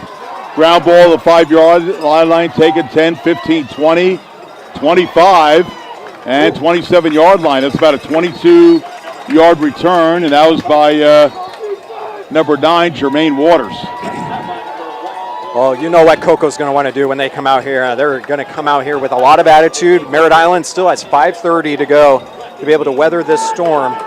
But right now, looking very good for the Merritt Island Mustangs. But Coco's going to come out, and they're going to try to punch Merritt Island right in the mouth right now. I can guarantee you that with a Ryan Schneider team and how hot he is. And there's going to be a lot of attitude on this drive, I anticipate. I mean, this could be a 4-down drive where maybe you don't punt. You know, if it's going to be a 4th down, you got to make it manageable. And if you do, you got to definitely go for it. So, again, they've used one of their timeouts. They've got 2 remaining. I mean, if they had a quick 3 and out here, they could probably get the ball back, but that is not assured. So Coco trailing for the first time tonight, 17-10, 5:31 to go. First down from their own 26. Smith throw over the middle, and it's caught. Nice catch by Jamal Smith. That is about his 8th or 9th catch of the night. Again, he caught 3 really early in the game, and he's kind of been not forgotten about, but the ball's been spread around to different people. So, big gain of that play. First down, Coco. And again, the no huddle. Smith, back to pass, has time. Rolls right, has time. He will go for about 4 yards. You know, he did not slide. He slid forward. No late hit, though, and we got a Merritt Island player down. And again, it could be painful, but we're hoping this is a cramp. But it'll be a painful injury. And it's number 40, Nathan Schaefer. There are actually 2 Schaefers on the roster. Nathan is one of them. And his brother is on the team. There's the other Schaefer, Alex. So this is Nathan. Let's see, Nathan is a junior, and Schaefer's a senior. So it's the younger brother of the 2. And let's see, is the leg being raised in the air?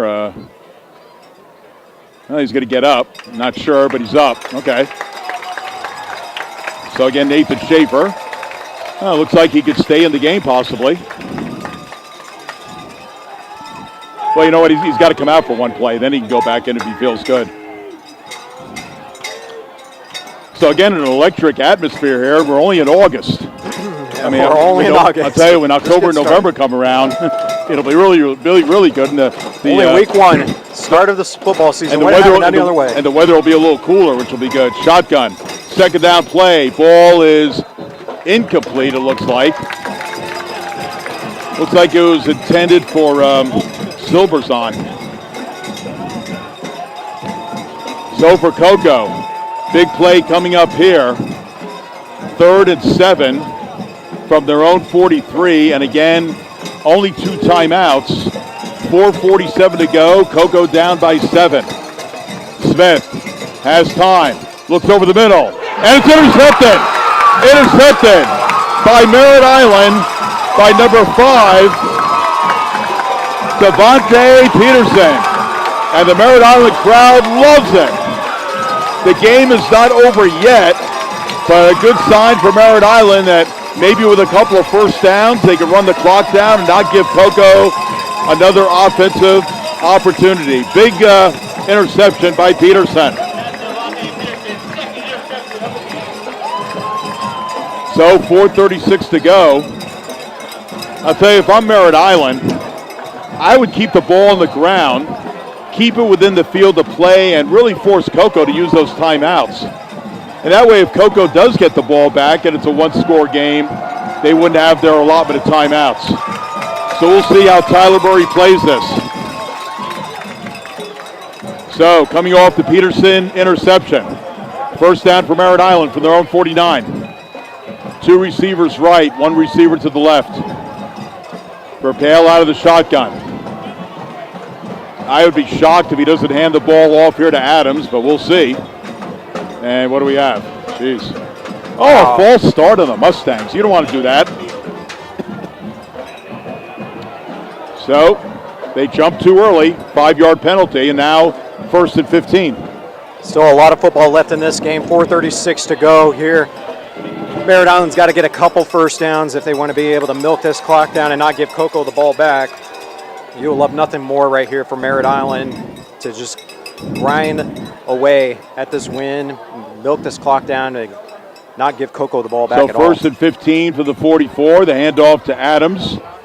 Adams will get about 4 up to the 48, and that'll bring up a 2nd down and 6. You know, again, Merritt Island and Cocoa both use the no huddle. If you're Merritt Island, you want that clock to trickle down a little more, and it looks like they're doing it anyway. And they're going to use every second of this play clock before they hike this ball. Yeah, again, the no huddle offense, you don't have to snap the ball real quickly. You can survey things and not allow Cocoa to make any subs.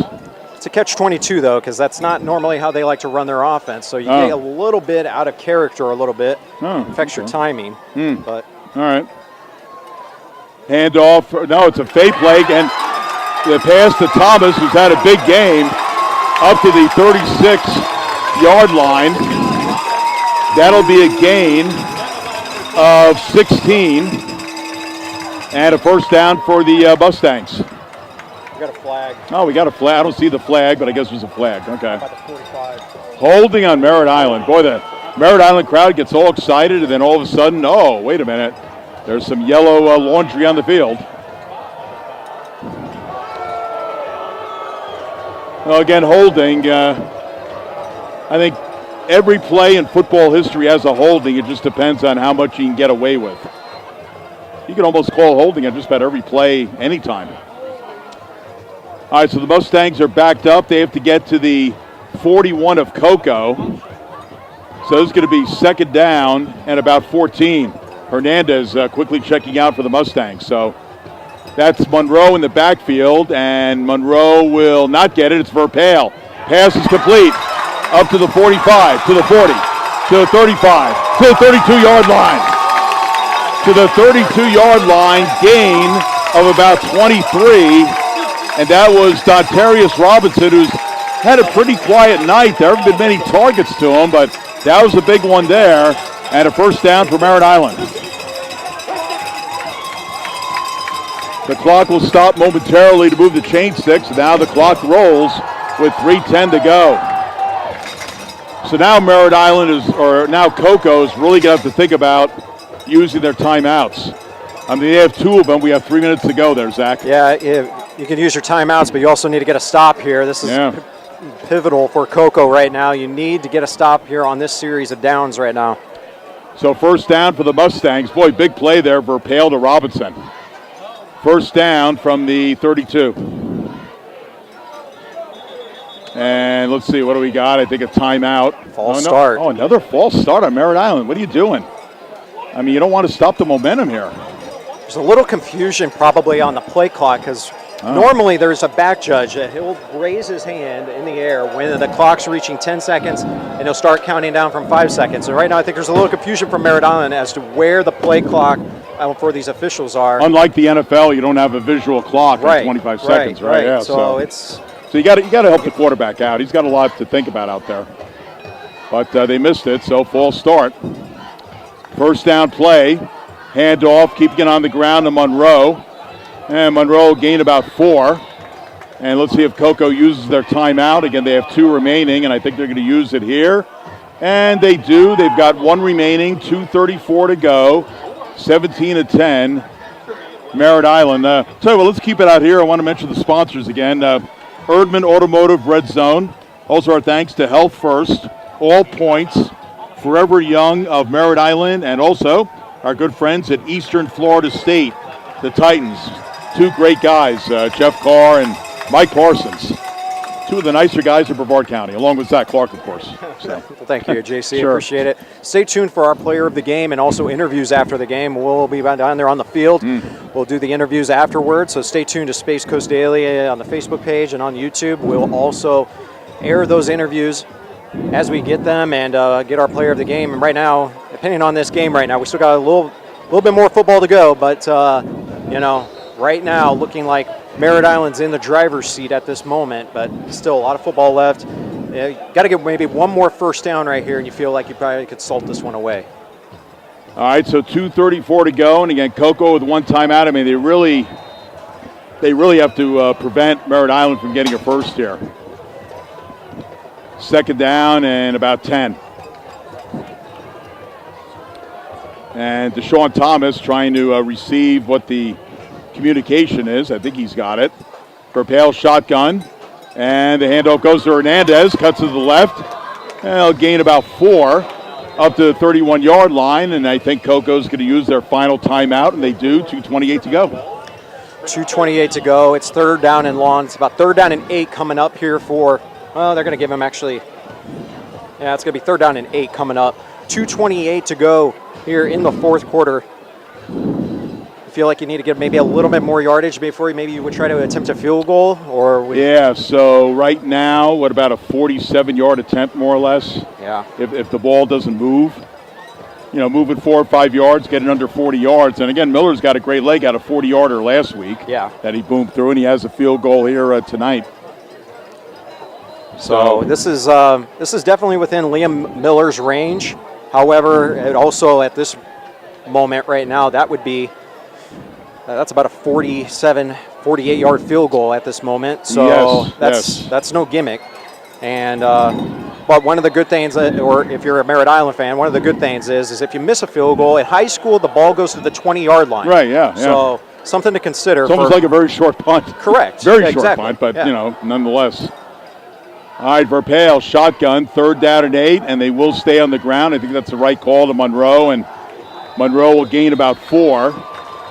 And that'll bring up, I guess Cocoa had another timeout. I think that's their 4th timeout. Anyway, maybe I lost track. All right, well. So 2:21 to go. A lot of time left still. So now Coco's out of timeouts. But that makes it under 40 yards now, so they're going to spot it at around, the 25, I think? Yeah, so this is 27. 27. It's still going to be a 44-yard field goal. It's going to be a bit of a long one, but again, not much wind. Old Gloria is shaking a little bit, but I don't think that's going to bother Miller. So it could be Miller time here. What do you think? Miller time. It'll be Miller time right now. It's 2:21 to go. A chance to be able to make this a 2-possession game, and in all sense of the word, that would basically ice it for the most part. But there's still 2 minutes left in the game, and you've seen some crazy things in high school football. So yeah.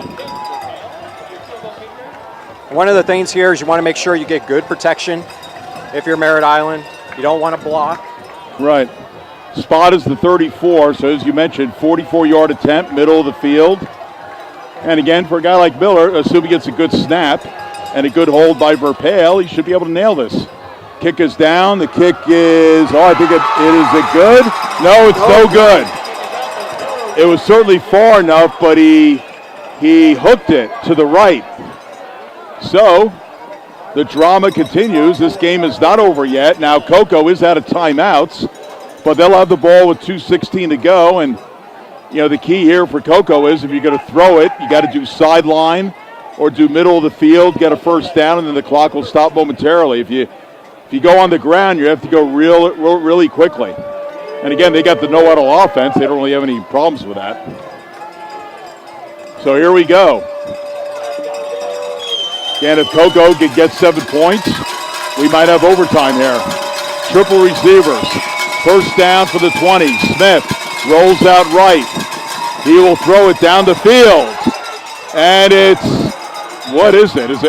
Did he catch that ball? I guess he caught it. Wow. In a crowd. I'm not even sure who caught it. I couldn't see, but it's going to be Cocoa ball. It's going to be about a 25 or 30-yard reception. Jeez. I have no idea how the young man caught that ball. He was like double teamed. All right, so, and you know what? We got a penalty on Merritt Island. Wow. Let's see. Oh my goodness, this is a huge play. Personal foul in addition to that long completion. My gosh. Just okay. like that. Well, as Marv Albert used to say, dramatic developments here at the O-Dome. Oh, God bless Marv Albert. He's in his mid-80s now. What a career. Back to pass. Smith goes out to the right, rolling, throwing, caught. Caught by number 5, Tank White, who's been relatively quiet tonight, but he's had a few receptions. And that'll be shy of the first down. That'll be a gain of about 5, second and 5. 1:57 to go, clock stopped. So that play went out of bounds, so the clock will not start until the ball is snapped. Second and 5 from the 32 of Merritt Island. Back to pass, Smith. Smith rolls out right. He throws it, and it's incomplete. He shortchanged it for Zay Hawkins. He had to get rid of it, and Hawkins was about 10 yards further down the field. So that will bring up a third down and 5 for Cocoa from the Merritt Island 32, and definitely 4-down territory, and that's an advantage for Cocoa. They know they'll get another down here if they don't make it on third. So 3rd and 5, Merritt Island crowd on their feet. Comes back, throw, caught. That'll be a first down up to the 23-yard line. That'll be a gain of about 9, and the Tigers keep this drive going. Again, they are out of timeouts, 1:40 to go, down by 7. Again, no huddle offense. Quick pass out in the flat. It's caught. That'll be a gain of maybe 2. Very short completion. So that'll bring up a second and 8. The ball was caught by White. So actually gain of 1, second and 9 from the 24. Back to pass. And now he's going to run it. That is Smith, and he scoots out of bounds. Nice little run there, maybe about 4 or 5 yards. And that'll bring up a third down. Big third down here. Big third down. 1:06 to go. Got 2 downs at Cocoa to get about 6 yards. 1:06 to go. Clock stopped. It will start on the snap. Merritt Island crowd trying to cheer on their defense. Handoff up the middle. And that'll be a gain of about 6. He's going to be very close to the first down. He might have gotten it from the spot. I think they're going to move the chain sticks. And it is going to be a first down. And the ball will be put down at the 14. So 1st and 10 from the 14. 1st and 14 for the touchdown. Rolling out is Smith. Oh, the play is called dead. Do we have a false start? Offsides. Oh, offsides on Merritt Island. Wow. You just cannot give that chunk of yardage to Cocoa, and they did.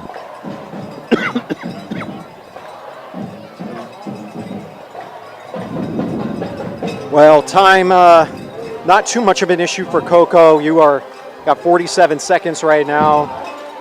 It's going to be first down and goal coming up. Cannot take a sack if you're Champ Smith, but obviously you got to be very careful as throwing into tight windows in the red zone. And if you're Cocoa, don't worry about scoring too early and maybe giving them 30 seconds on the clock. you got to make sure you score, and I assume we got a timeout Merritt Island. I think Coco's had like 4 timeouts in this half, so I assume Merritt Island called that timeout.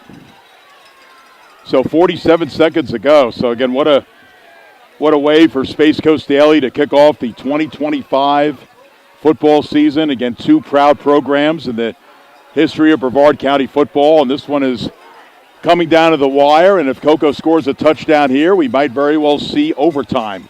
Then we get to invoke the Kansas tiebreaker, which I assume is still happening in the high school level. Of course, they do it different.